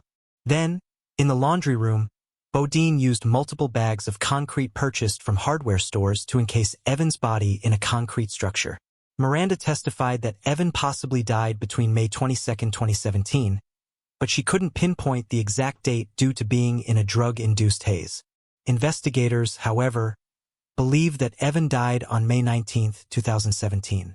Prosecutors stated that Bodine and Miranda concealed Evan and subjected him to extreme horrors for a minimum of 2 months before his death. When prosecutor Justin Edwards asked Miranda, "Why did you let a man come in and set rules for your kid?" Miranda replied, "Because I wanted to have a family. I wanted him to have a dad. I wanted to be a good mom." Prosecutor Justin also asked, "Why did you let a man who abused you back into your house?" She replied in a flat and unemotional voice, "I love him. He had nowhere else to go. He was my best friend. He was my king." The courtroom was filled with shock and disgust with such statements from a mother who showed more care and sympathy towards her criminal boyfriend than her innocent little boy. Prosecutor Justin concluded that Samantha Johnson, Bodine's daughter from his previous relationship, courageously came forward in the case and testified in court about the abuse she had also endured. The Sedgwick County District Court Judge, Steve Turns, condemned Bodine, stating, "Your acts were disgusting, cowardly, and monstrous." Stephen Bodine and Miranda were both held criminally responsible for Evan's tragic death. Finally, on December 17, 2018, Judge Steve sentenced Stephen Bodine to a little over 109 years. Miranda Miller received a 25-year sentence as part of a plea deal for testifying against Bodine. During the hearing, Bodine remained mostly impassive and without remorse. In the courtroom, 2 of Evan's aunts, Carol and Cheryl Brewer, read aloud emotional letters they had written in Evan's voice. They expressed that if Evan could speak for himself, he would have shared his love for Ninja Turtles, Batman, grapes, and enjoying cupcakes. They emphasized that despite escaping months of abuse, Evan's spirit had remained unbroken. Before we conclude, we want to share our heartfelt condolences to Evan Brewer and his loved ones. Finally, justice was served for Evan, bringing relief and closure to both the community and his paternal family. Evan's grandfather, Carl Brewer, a Kansas gubernatorial candidate, made children's protection a top priority in his campaign after the tragic incident. "I will use everything in my power to make sure that no other family or no other child ever have to experience the same thing that I have had to experience." Evan's death could have been avoided if his mother had not supported Bodine in the heinous act, or if authorities had taken stricter action when they were informed multiple times about the abuse. State officials admitted that the Kansas Department of Children and Families had made mistakes in handling Evan's case. Of the at least 8 reports DCF received concerning Evan in the 13 months before he died, they responded only twice. Despite justice prevailing in the end, little Evan should never have had to suffer the atrocities he did. The system should have protected him but failed to do so. His tragic loss underscores the critical need for effective and timely intervention. The 911 call you just heard was of Earl Black, frantic and distressed, reporting a chilling discovery on November 30, 2010. His wife, Sherry Black, age 64, lay lifeless in their bookstore in South Salt Lake, stripped naked and gruesomely stabbed. It was a scene of unimaginable horror. A pair of scissors stuck into her chest and stab wounds marked her head, neck, and torso. The disturbing crime scene launched an investigation that led to the questioning of Earl, but the perpetrator remained out of reach. For the detectives, it was a whole new game with unimaginable twists waiting ahead. Anticipating the police, Earl followed 911's instructions. He removed the scissors stuck into her chest and covered her out of respect. Meanwhile, the 911 operator kept trying to find out if she was still alive.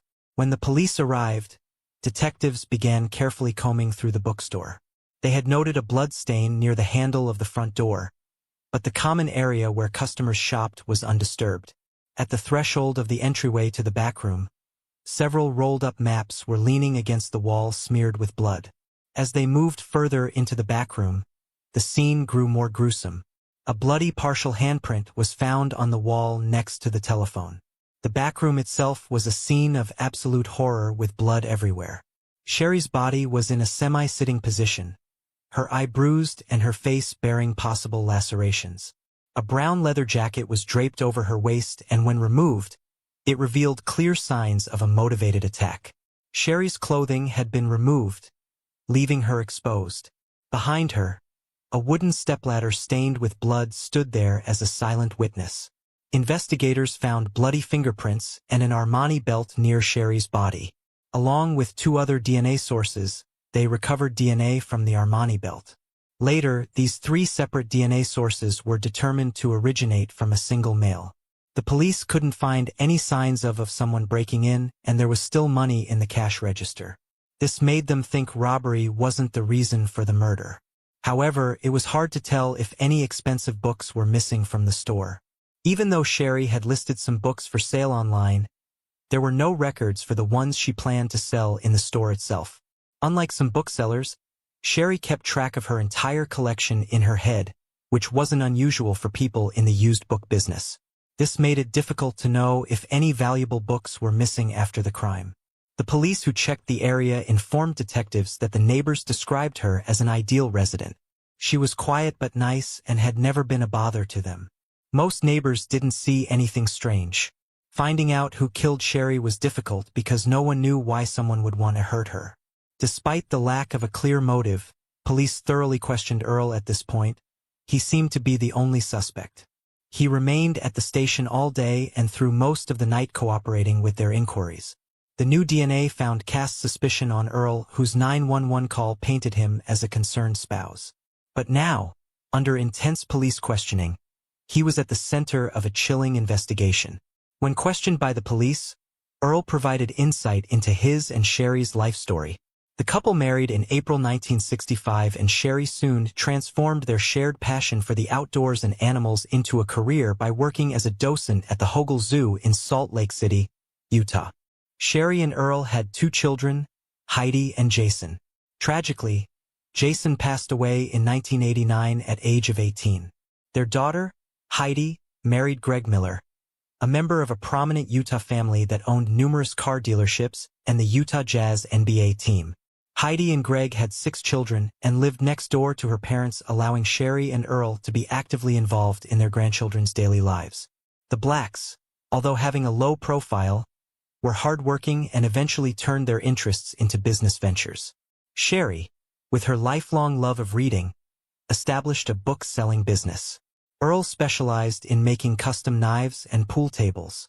As their businesses grew, they required more space, leading them to build a store connected to their home of nearly 40 years situated off a bustling 8-lane highway in South Lake City, Utah. They named their store BW Billiards and Books and worked there together. When questioned about his presence in the store that day, Earl told the police that he left around 9:30 a.m. and returned around 1:20 p.m. This evidence seemed to clear Earl of suspicion. However, just as the investigation hit a dead end, Earl himself offered a crucial lead. He mentioned a potentially shady character named Lauren Nielsen, with whom Sherry had some previous dealings. A past transaction cast a shadow over Sherry's life. In February 2009, she unknowingly became entangled in something criminal. She bought 14 rare Mormon history books, including a valuable second edition Book of Mormon from a young man named Lauren Nielsen for $1,000. Lauren wasn't a stranger to Sherry, as they'd done business before. However, things had taken a dark turn. Lauren's father, a leader in a polygamous Mormon sect, discovered several rare books missing from his collection at home in March 2009. When he looked at the security footage from February 20, 2009, he realized that it was his own son who stole the books. When confronted, Lauren admitted to selling the books at a local shop called BW Billiards and Books. Lauren then made a chilling threat to his father, hinting at serious consequences if he involved the police. Lauren claimed that the reason for his actions was his membership in a local gang. Despite this, Lauren's father contacted the police, who then reached out to Sherry Black. Sherry was deeply upset to discover that she had unknowingly purchased stolen property. She informed the police that the approximate value of the book she'd bought from Lauren was $45,000, a figure corroborated by another book dealer. Sherry fully cooperated with the police upon learning about the theft. She'd only sold one of the books, a first edition of the French version of the Book of Mormon to another book dealer for $10,000. As soon as she was notified that the books were stolen, she returned the rest. In April 2009, Lauren pled guilty to theft and theft by deception and was sentenced to 90 days in jail. This led to speculation that he might have killed Sherry in retaliation for her cooperation in the investigation into his theft. Shortly after Sherry's murder, Lauren was booked into the Salt Lake County Jail for violating his parole, although police wouldn't confirm if he was being investigated in connection to the crime. However, upon learning about Lauren's involvement, the police realized that understanding Sherry's past was crucial to further investigating the case. Sherry Waycasey Blagg was born in Provo, Utah on October 14, 1946 to Milton Casey Waycasey and the late Verda Parkwright. Growing up in Orem, her passion for books blossomed during her time at Orem High School. Her parents owned a bowling alley and Sherry developed a love for bowling at a young age and took part in competitive leagues. The family's enthusiasm for bowling took them across the United States, and this is where she met Earl Black during one of these tournaments. Sherry had been in the book-selling business for about a decade before her tragic death on November 30, 2010. She sourced used books from thrift stores and estate sales. She had a knack for identifying valuable books, particularly in the genres of children's literature and novels, which she sold through online platforms like Amazon. While most of her listings were modestly priced, she did have exceptional finds, such as a hardcover edition of John Steinbeck's The Grapes of Wrath listed for over $2,700 at the time of her passing. Beyond mainstream sales, Sherry also dealt with vintage books related to the Church of Jesus Christ of Latter-day Saints. She handled collectible LDS texts typically priced between $100 and $300 each. Despite lacking formal inventory records for this niche collection, it was plausible that her assistant had targeted valuable books from her stock. Sherry's bookstore operated primarily by appointment, allowing her flexibility during business hours. Known for her integrity, she was respected among booksellers and customers alike, valued for her fairness and genuine care for both books and people. Little did anyone know, the familiar shelves of the bookstore would soon turn into a bizarre scene of crime, altering its story forever. During Sherry's autopsy, it was revealed that she'd been assaulted post-mortem in addition to being mercilessly stabbed and beaten. As mentioned before, the killer had left behind critical evidence: blood, a palm print and fingerprints. Police suspected that the assailant had injured himself during the attack, which left his blood at the scene. Despite a thorough investigation, Lauren's DNA and fingerprints didn't match those found, eliminating him as a suspect. Another chilling clue was the Armani exchange belt, potentially a knockoff, found at the scene. It didn't belong to the Black family and was sized for a 36 to 38-inch waist marked with the number 323, hinted at its origin possibly from an inventory or a thrift store, but attempts to trace it had proved to be unfruitful. Devastated by Sherry's death, Earl Black and their family took proactive steps to seek justice and honor her memory. They founded the Sherry Black Foundation, aimed at educating law enforcement on advanced forensic methods. Maintaining a dedicated website and using billboards, they appealed for tips, offering a substantial $250,000 reward for information leading to the killer. Despite having the killer's DNA, authorities found no match in the FBI's database. As years passed without identifying a suspect, they turned to innovative DNA techniques supported by the Black family. However, despite their efforts, the case eventually went cold, yielding no results. Stuck in a dead end for 7 long years, the Sherry murder investigation got a boost in 2017. South Salt Lake police reached out to Parabon Nanolabs in Virginia, hoping to develop a profile of the suspect based on DNA evidence left at the crime scene. Here's the twist. Parabon used a technique called phenotyping, which analyzes genetic information to predict a person's physical appearance and ancestry. This includes things like skin color, eye color, and even facial features, all based on probability. Researchers created 3 age-progressed images of the suspect based on DNA evidence. These snapshot composites showed what the perpetrator might have looked like at age 25, 38, and 52 years old. The police department released these images at a press conference on November 30, 2017, the 7th anniversary of Sherry's murder. This effort did generate leads, but they unfortunately didn't lead to an identification.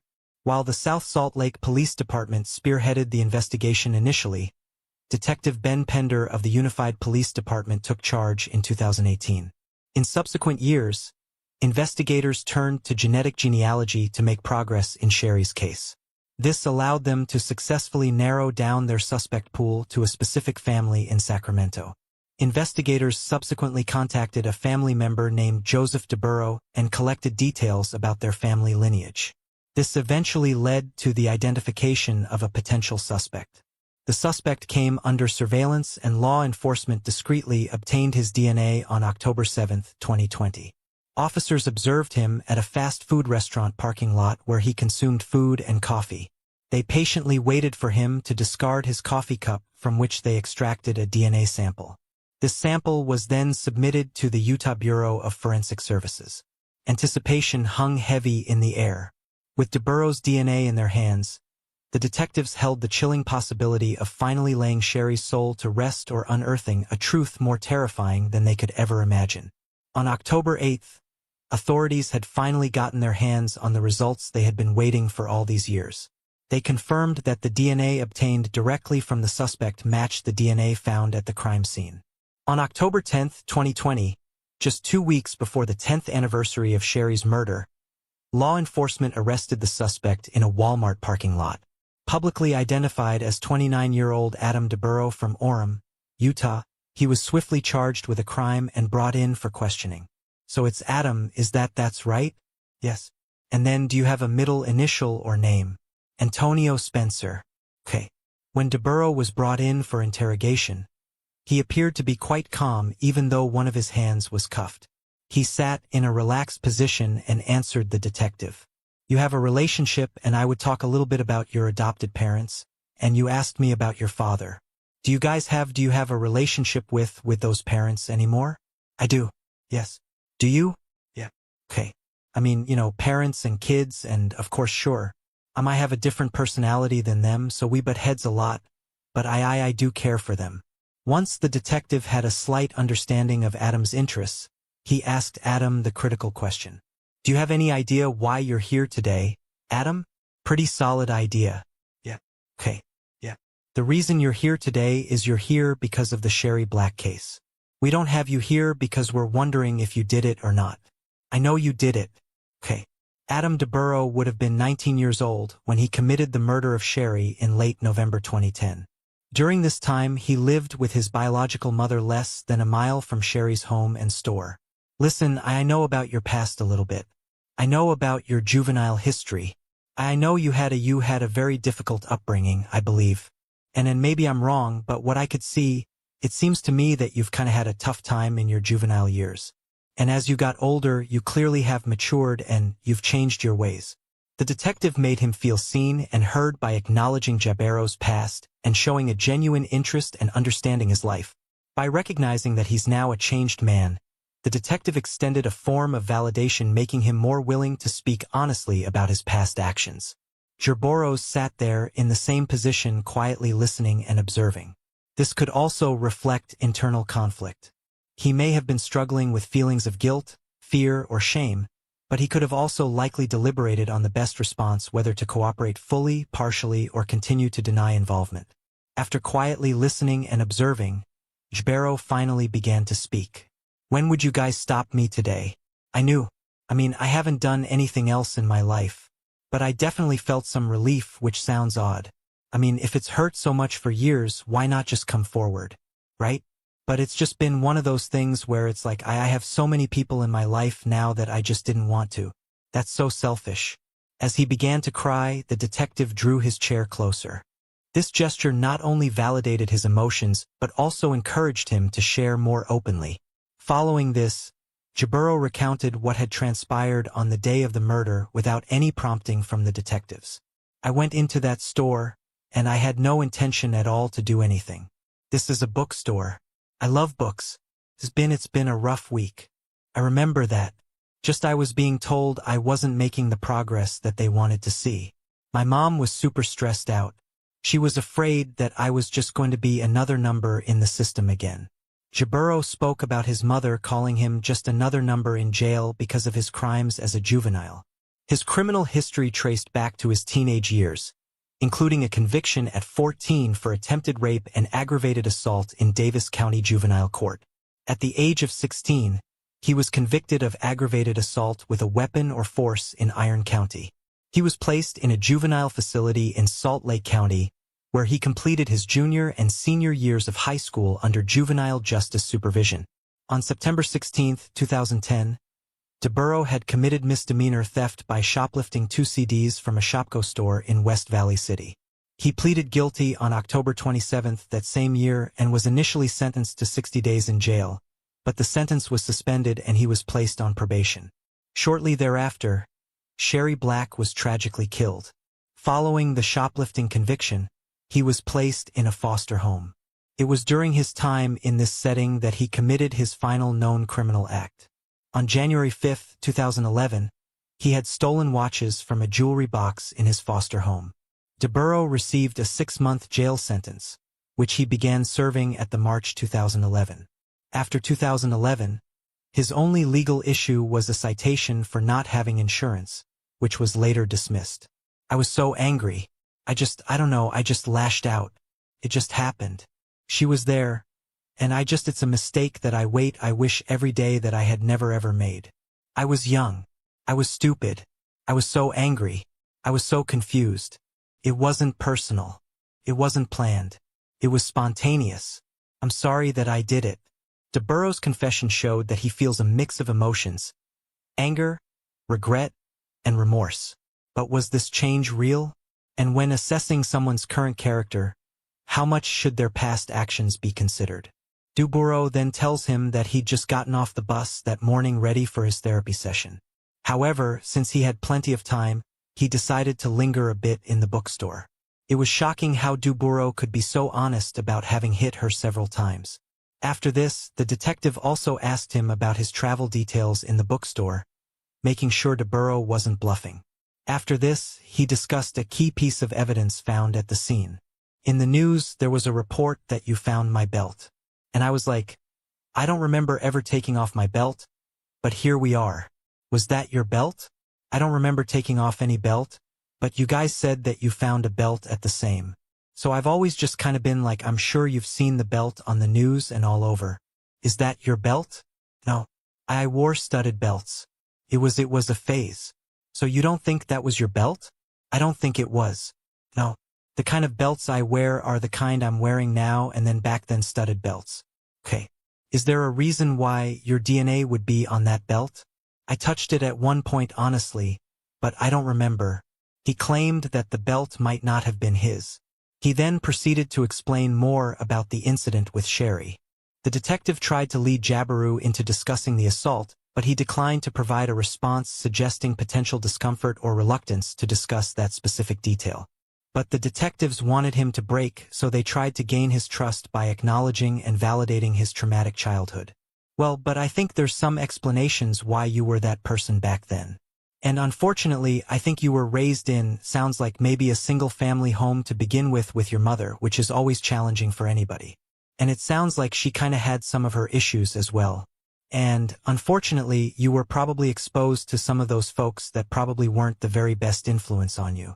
And then, as we talked about earlier, you got adopted and you get into that situation, and then there's problems there too. DeBurrow's troubled upbringing and anger issues were attributed to his difficult childhood marked by experiences no child should endure. This included issues related to his adoptive father, Joseph DeBurrow, who faced charges of child pornography and child abuse in February 2002.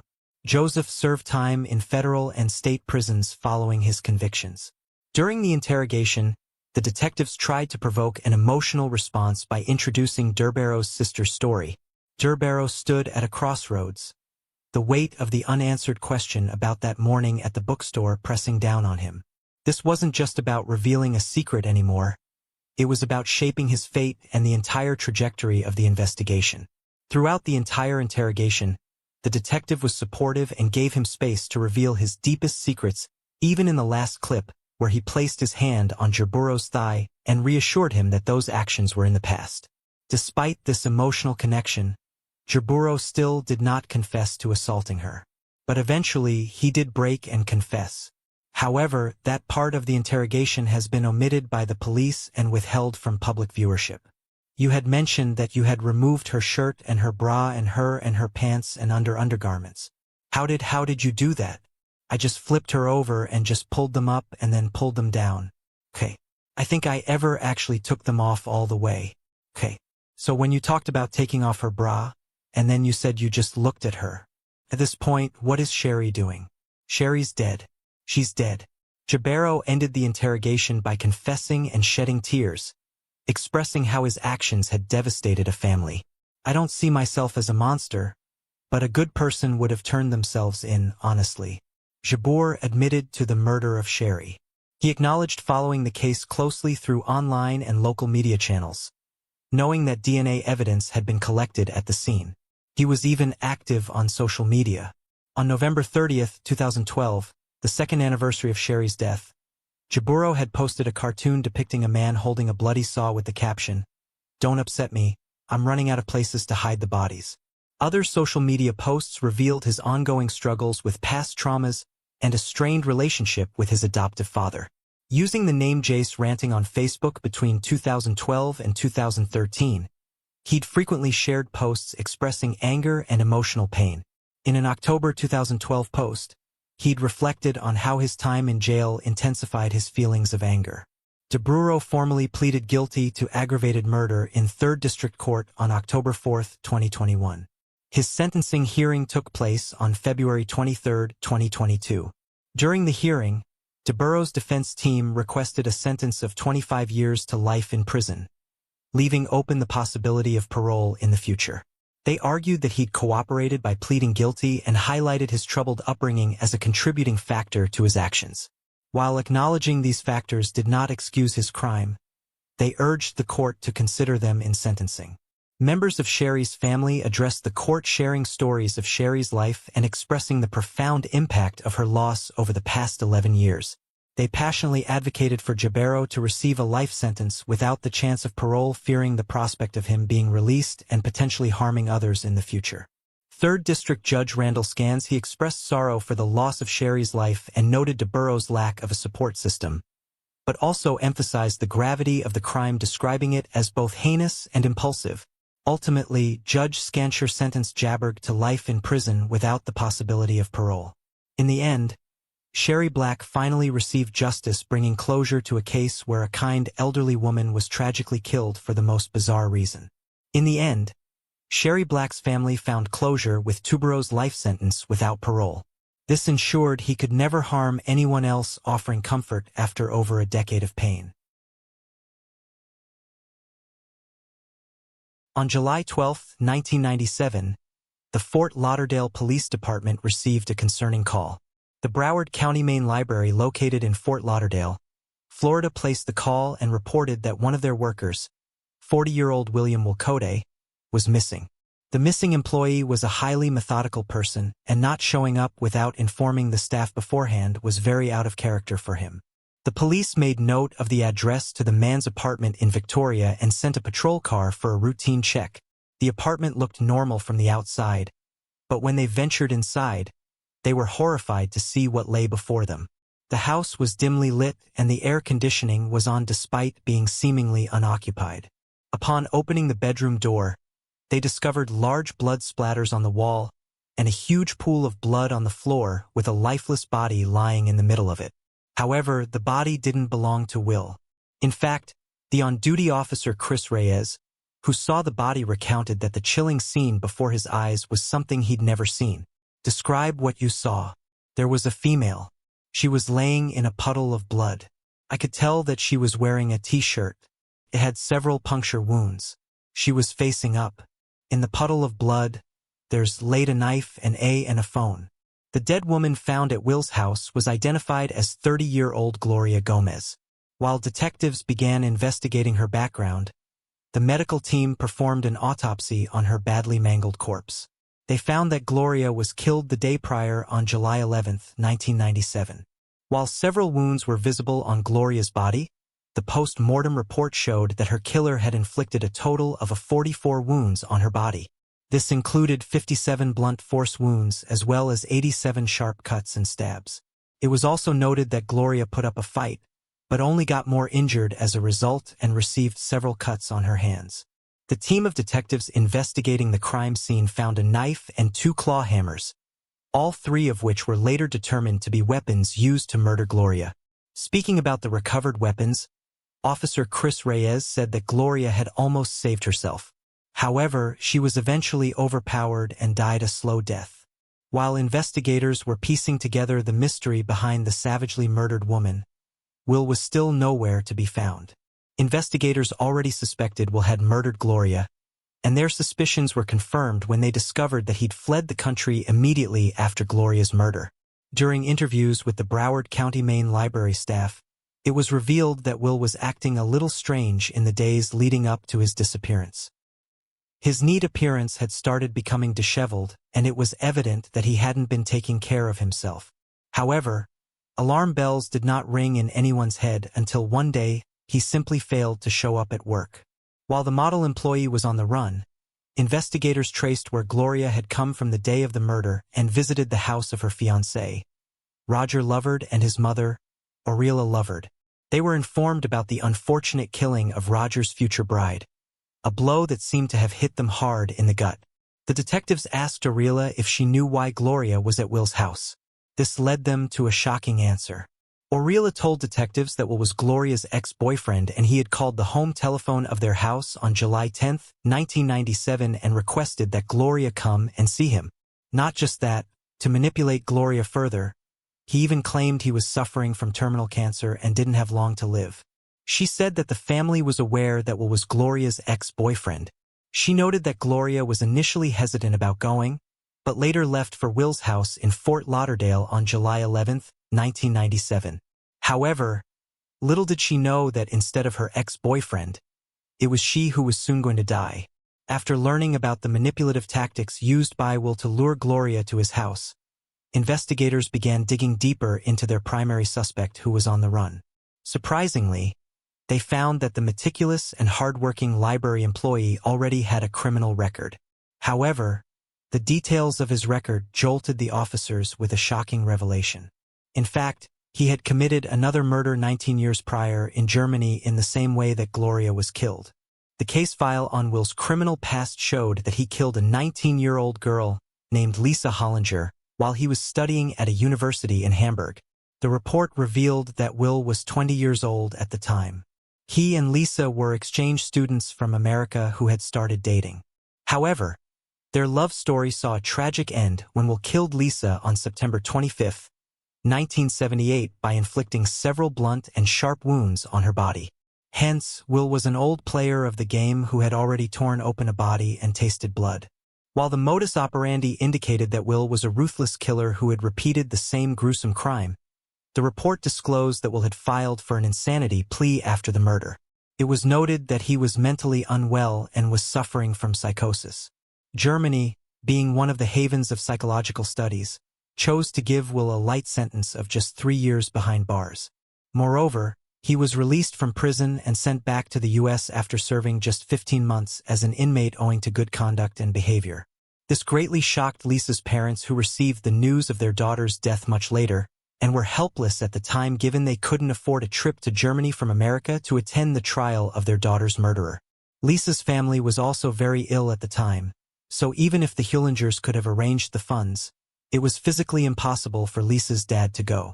The news of William Code committing a second murder after 19 years of showing zero signs of hostility, aggression, or violence shocked everyone. However, it came as no surprise to the Hullingers, who knew Will for the monster he was. This time, the Hullingers resolved to attend Will's trial after Will's eventual capture.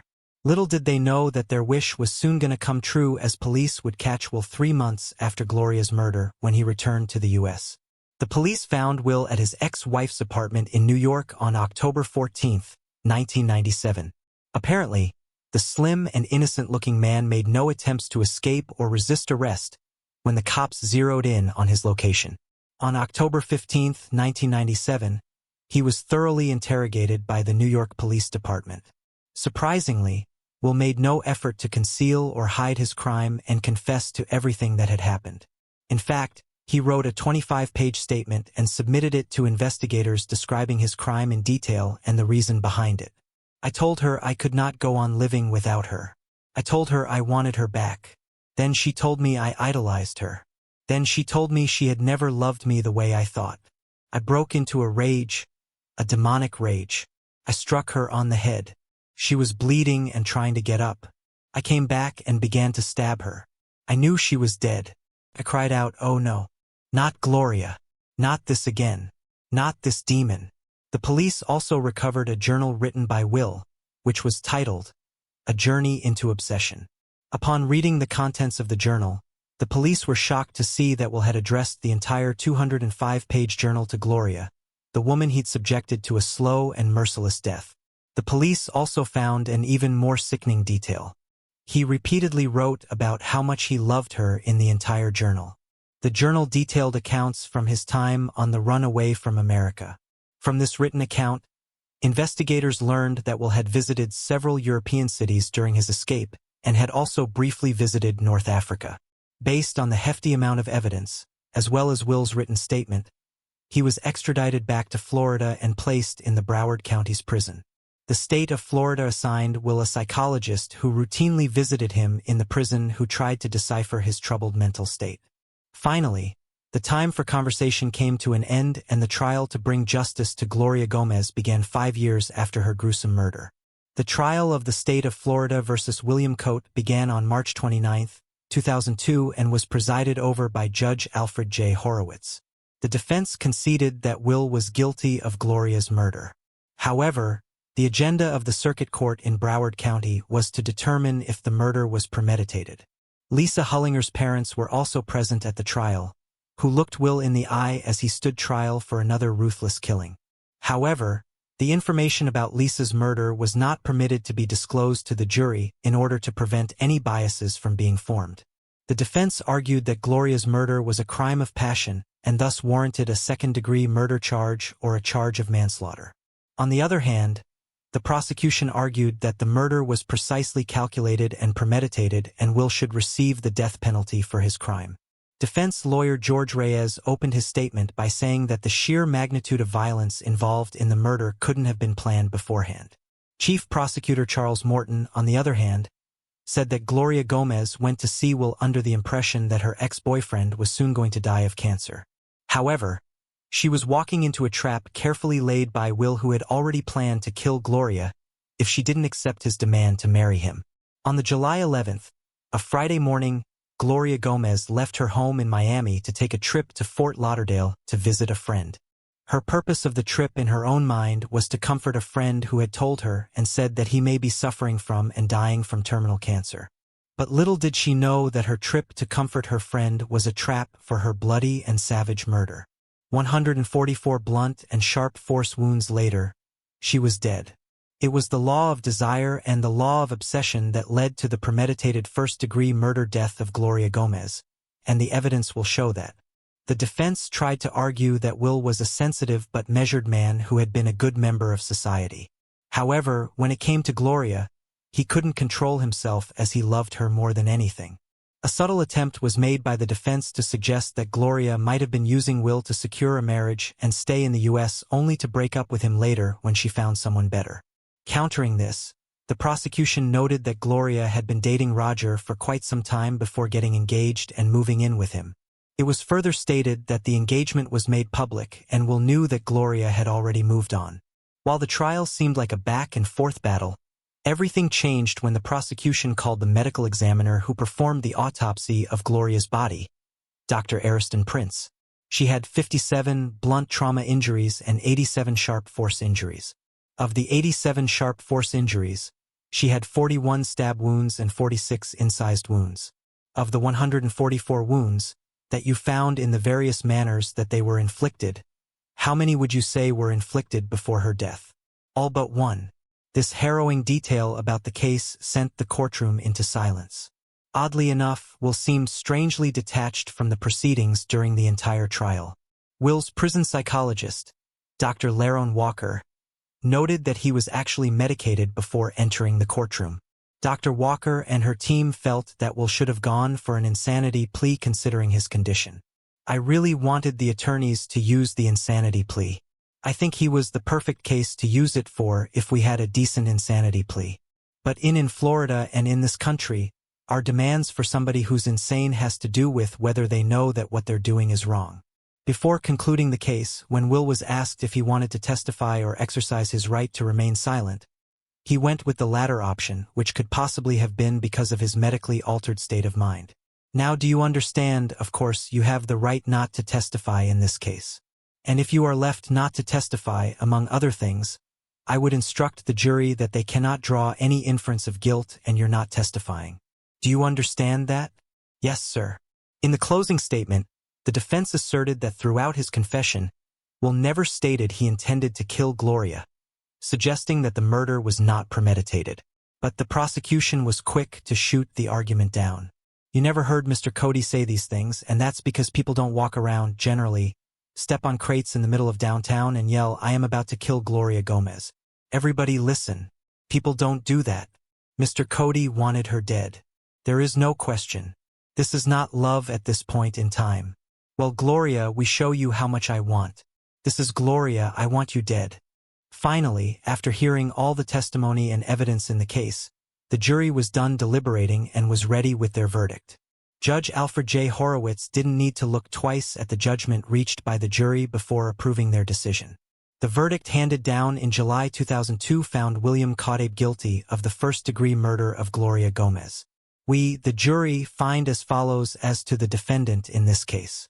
The defendant is guilty of murder in the first degree as charged in the infant in an indictment.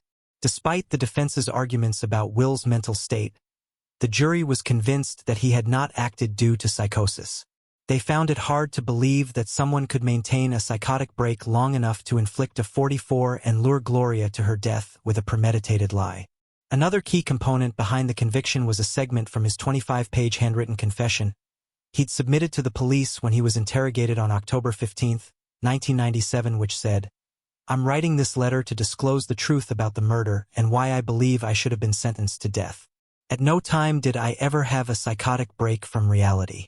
This contradicted what the defense was trying to portray, that this was a crime of passion. The verdict, however, was later overturned by the Supreme Court of Florida in October 2006.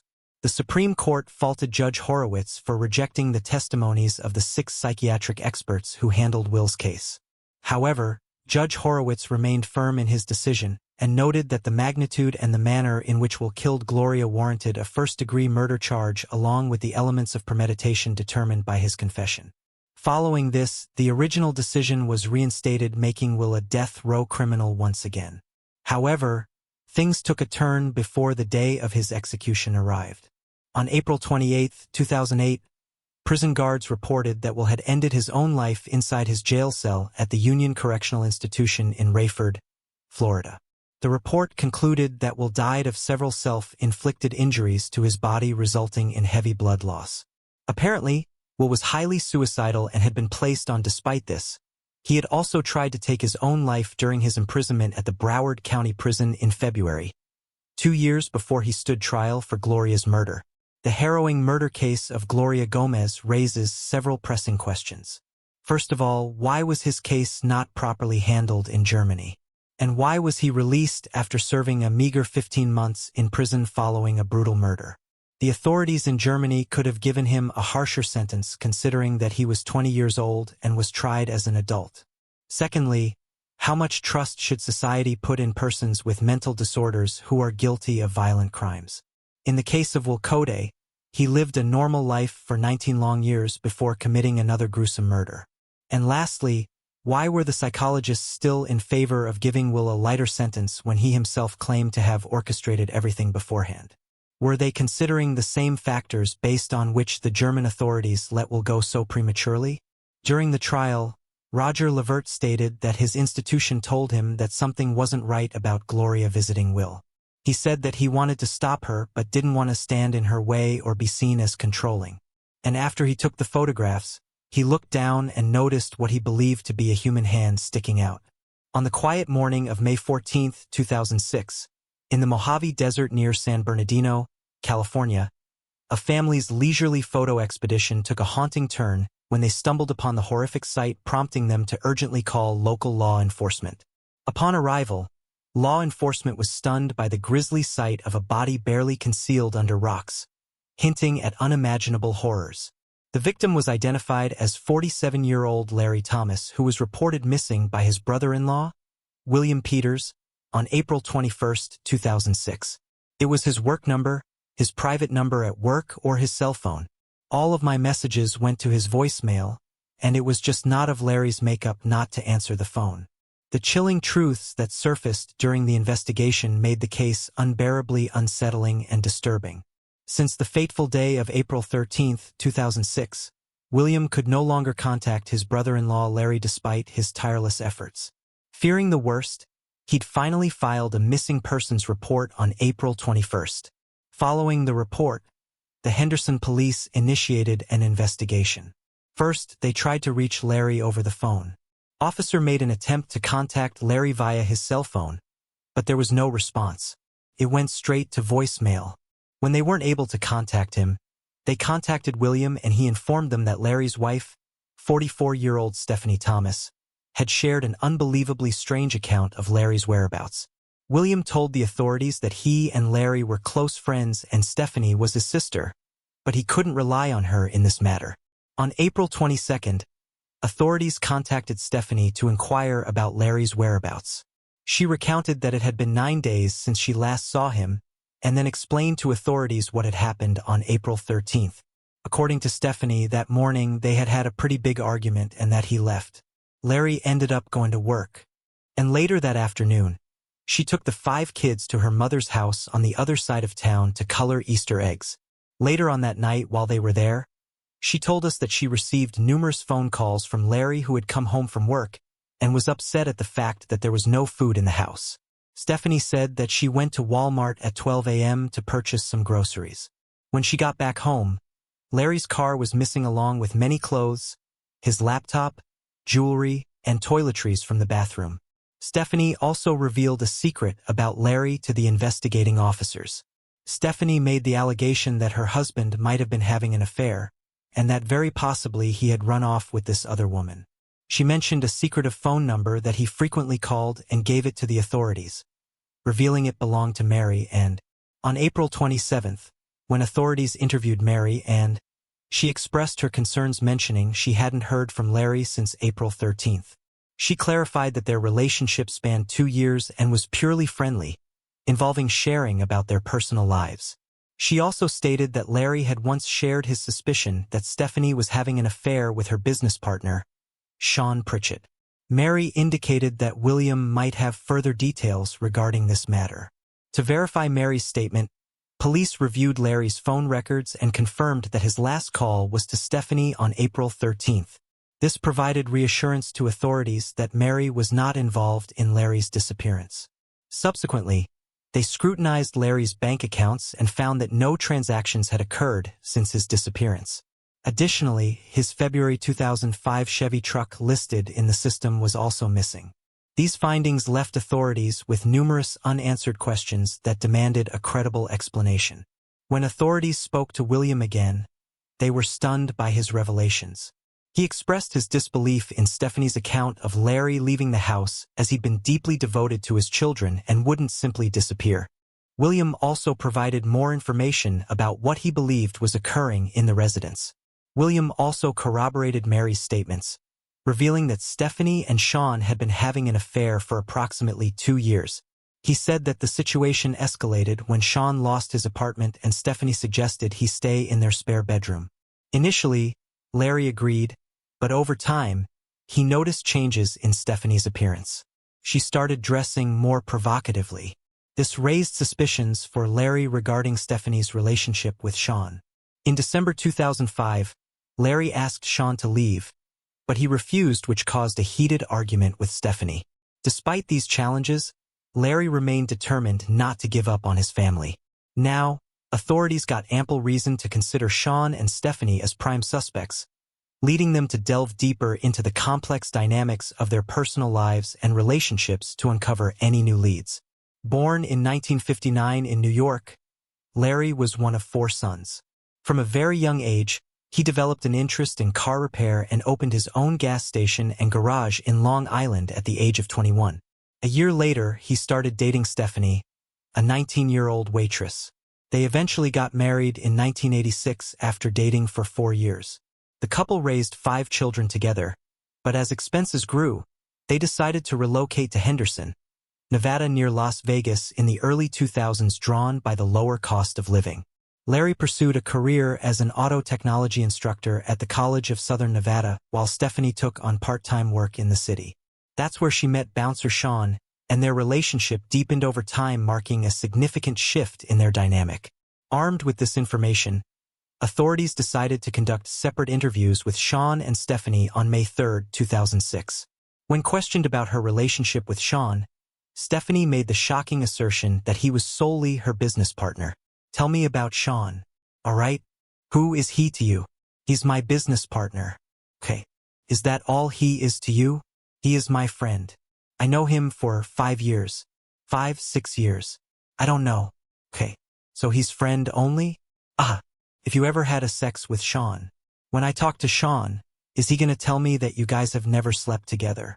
"Donna, what is he gonna tell you?" She denied any romantic involvement with Sean and made a surprising claim about Larry. "The wife that I had to hire was very odd.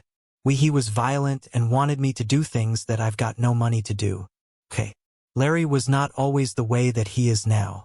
She then told a bizarre story about Larry that stunned the investigators. Stephanie asserted that Larry was no longer the person she once knew. He underwent a dramatic change after an incident in January 2004. Larry is involved in an accident when 2 girls died on the park. He was supposedly cut off a truck. The truck hit these 2 girls and he went to jail. The actual charge was unsafe lane change. Larry is the one who asked Sean to move in, and he talked to Sean about helping run the house because we didn't have money, that somebody was actually there to take care of the kids and stuff because he didn't know actually how long he was going to be in jail. And when did he go to jail? He went to jail September of last year. And how long was he there? It was supposed to be a month. He got out earlier than he thought he was going to get out. According to her, since then, Larry's behavior had changed exceptionally. "I never thought he'd hit me either. Okay. I never thought in my dreams but he did. But he did. He became physically abusive towards her and developed strange fantasies. He wanted people to move into the home so that he could have sex in the house." She said that when Sean moved into their house, he insisted on watching her be intimate with Sean as well. "He got very excited at the fact that he could have sex with me and somebody else. Okay. And I was with Sean. Would I call that romantic? No. Do I like the fact that I did it? No. Okay. So he'd like to have 3-way type of stuff. And his thing was if he did this, he really loved me. Bribes Larry as a monster, someone who was incapable of controlling his rage." In another room, Sean was also interrogated, and authorities noticed that Sean and Stephanie's accounts closely matched. Larry had him 5 years ago. Great guy. I got along with him good, but it seemed like after that accident he, I don't know, for the lack of a better word, snapped. "I'm gonna tell you something. Larry started some stuff that I really don't want to talk about because it's sick. Okay. And I just told him, I said, this just isn't right. This whole thing is not right. You have a wife. You have 5 kids. I go, she doesn't want to be doing this. I don't want to be doing this. He's a sick individual. Why didn't you just kill him then?" "I didn't kill him. That would have been a good opportunity. Why would I? He has 5 kids. Sean mentioned witnessing Larry's violence against Stephanie during his time living with them. He asserted he was not involved in Larry's disappearance and claimed that he'd been at a bar all night on April 13th. That night, Stephanie only called him to inform him that Larry had left the house after an argument. Then, Sean provided authorities with a significant clue about Larry which aided in their investigation.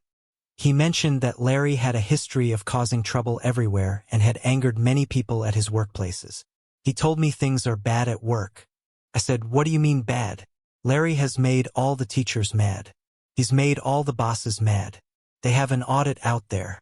A bunch of people got in trouble for working on cars, charging money to work on cars. Everybody was kind of implicated." Sean suggested that Larry might have made enemies there who could be connected to his disappearance. Since there was no evidence linking them to Larry's disappearance, Sean and Stephanie were released. On May 4th, authorities interviewed several of Larry's colleagues but found no evidence to support Sean's claims. Most stated that Larry's problems were confined to domestic issues. However, one colleague made a chilling revelation. Larry had told her that he suspected Sean was plotting to have him killed for $240,000. One employee actually brings up the fact that Larry had told her that he felt that Sean was trying to have him killed. Despite this alarming information and a possible motive, authorities lacked sufficient evidence to arrest Sean. Police were of the opinion that something wasn't completely right about this situation, but there was no body that was found. There's nothing that sticks out as clearly indicative of criminal activity. Then on May 14, 2006, San Bernardino police received a chilling call from a family exploring the Mojave Desert who had spotted what appeared to be a human hand while photographing an old ranch. Upon arrival, Bernardino police discovered a gruesome sight, a severely decomposed male body barely concealed under rocks in the deserted area. But it's located at the scene, and based on their investigation, it appeared more that the body had been dumped there. They sent the body for autopsy, which later revealed some disturbing details. Blunt force trauma to the head and body suggesting the victim may have been struck by a vehicle. The clothing had Larry Thomas's name, and he was positively identified by his fingerprints. San Bernardino police promptly informed Henderson police of the discovery. When Stephanie was informed about the gruesome discovery, authorities were surprised by her composed response. Their further investigation revealed that Sean had assumed Larry's role in the household, with Larry's photos replaced by pictures of Sean.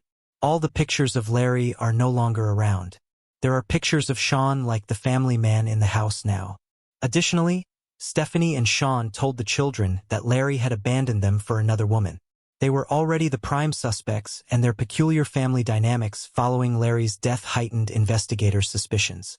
Authorities decided to review the phone records of both Sean and Stephanie to track their whereabouts after Larry's disappearance. Stephanie's records indicated that she'd been at her mother's house on April 13th. That day, Larry's final call had been to Stephanie around 10 p.m. Shortly after, Stephanie had contacted Sean. At approximately 11 p.m., Sean called Stephanie back. Stephanie's GPS showed her driving back towards their residence. From Sean's phone record, investigators made a crucial discovery. That is within a couple miles of the area where Larry's body was found. Now authorities could link these three individuals, but they lacked physical evidence directly connecting Sean or Stephanie to the crime. Consequently, months passed without any new developments in the case. Finally, on October 31, 2007, a breakthrough emerged in the case. Stephanie's sister, Jennifer McHugh, reached out to investigators herself and disclosed crucial information that led to the arrest of her husband, Albert McHugh. Jennifer met with investigators at a local coffee shop and revealed the shocking details of the murder. She recounted that on April 13th, Larry had called Stephanie as he left work, after which Stephanie had called Sean to come home. Jennifer asserted that the murder had taken place inside the house where Sean had been waiting for Larry's arrival. Sean had allegedly beaten Larry severely until he was unconscious. He then used Larry's Chevy truck to transport the body, which he disposed of in San Bernardino. To ensure Larry was dead, Sean cruelly drove the truck over him. That day, Stephanie had stayed at her mother's house until late at night to avoid suspicion and uphold her innocence. She didn't leave my mom's house until 11:30, which is very unusual for her to stay that long. Sean told her to make sure wherever she was that night that she was at a specific place at a certain time so that they'd see her. When asked about the truck, Jennifer said that Sean had dismantled it and sold the parts to hide evidence. Jennifer also said the whole plan was premeditated, and Sean had disclosed everything to her husband, Albert. Following this shocking revelation, on November 1, 2007, police met with Albert. Surprisingly, he provided no information and claimed that Sean had not told him anything. Subsequently, a search warrant was issued for Albert and Jennifer's house, leading investigators to vital evidence. In Albert's garage, police discovered a steering column hidden under a workbench. Upon checking the serial numbers, they matched those of a February 2005 Chevy truck. the same model Larry drove and which had been missing since his disappearance. Subsequently, Albert was confronted, but since he didn't confess, he was arrested for possession of stolen property. Investigators continued their search for evidence, and at one point, they made a wild guess that led them to the crucial evidence they'd been searching for months. Maybe Sean or Stephanie or anyone involved that we believe may have pawned items that belonged to Larry. During their search through the nearby pawn shop records, police discovered that on April 16th, Sean had pawned 3 rings. Investigators then compared those pawned rings and found that that appears to be the exact same ring that was recovered from the pawn shop. This identification of those rings was also confirmed by Larry's family and William. Finally, authorities obtained an arrest warrant against Sean. On February 11, 2008, Sean was apprehended, but he declined to provide any statement. After Sean's arrest, the police confronted Stephanie once more. Despite claiming innocence this time, she changed her story. Stephanie eventually confessed that Larry had not been abusive to her and revealed that Sean had instructed her to fabricate the story about Larry. Despite this, Stephanie wasn't arrested due to lack of evidence, although authorities believe that she was the mastermind of the crime. I think it's everybody's impression that she's the puppet master pulling the strings. She knew she was into quicksand and she was ready to sell anyone down the roadway. On February 13th, while in prison, Albert finally admitted to the police that. Albert finally says, "You're right. I did tell my wife all of that. It's all true." He also affirmed that Stephanie was the main instigator behind the heinous act that had transpired. On March 31st, 2008, Stephanie was finally arrested at the casino where she was employed and faced charges of murder, conspiracy to commit murder, and being an accessory to murder. After thoroughly examining all evidence and statements, authorities concluded the motive behind the murder. It appeared to have stemmed from the greed for insurance money and the complex relationship dynamics. Stephanie had persuaded Sean to kill Larry, and he had willingly carried out the act aiming to get all the money and take over Larry's role in the family. Now, Sean had no means to evade punishment. Sean stood trial in September 2010, where it came to light that he'd struck Larry in the head with a tire iron at their home. After deliberating for 4 hours, the jury found Sean guilty of first-degree murder, robbery, and conspiracy to commit murder. He received a sentence of 45 years to life. Stephanie admitted guilt to second-degree murder and received a sentence of 10 to 25 years.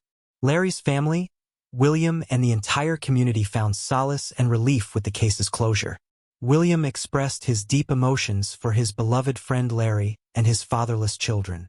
He is missing out on being the father and the parent that he should desperately wanted to be, and his 5 children will never ever have their father with them. Post Larry's death and Stephanie's conviction, their children were raised by Stephanie's mother. In 2018, after serving 10 years, Stephanie was released from prison. Despite completing her sentence, many believed Stephanie deserved harsher punishment for her role in the crime. 911. To show y'all out. I will or medically emergency they want to kill me. How do y'all help me?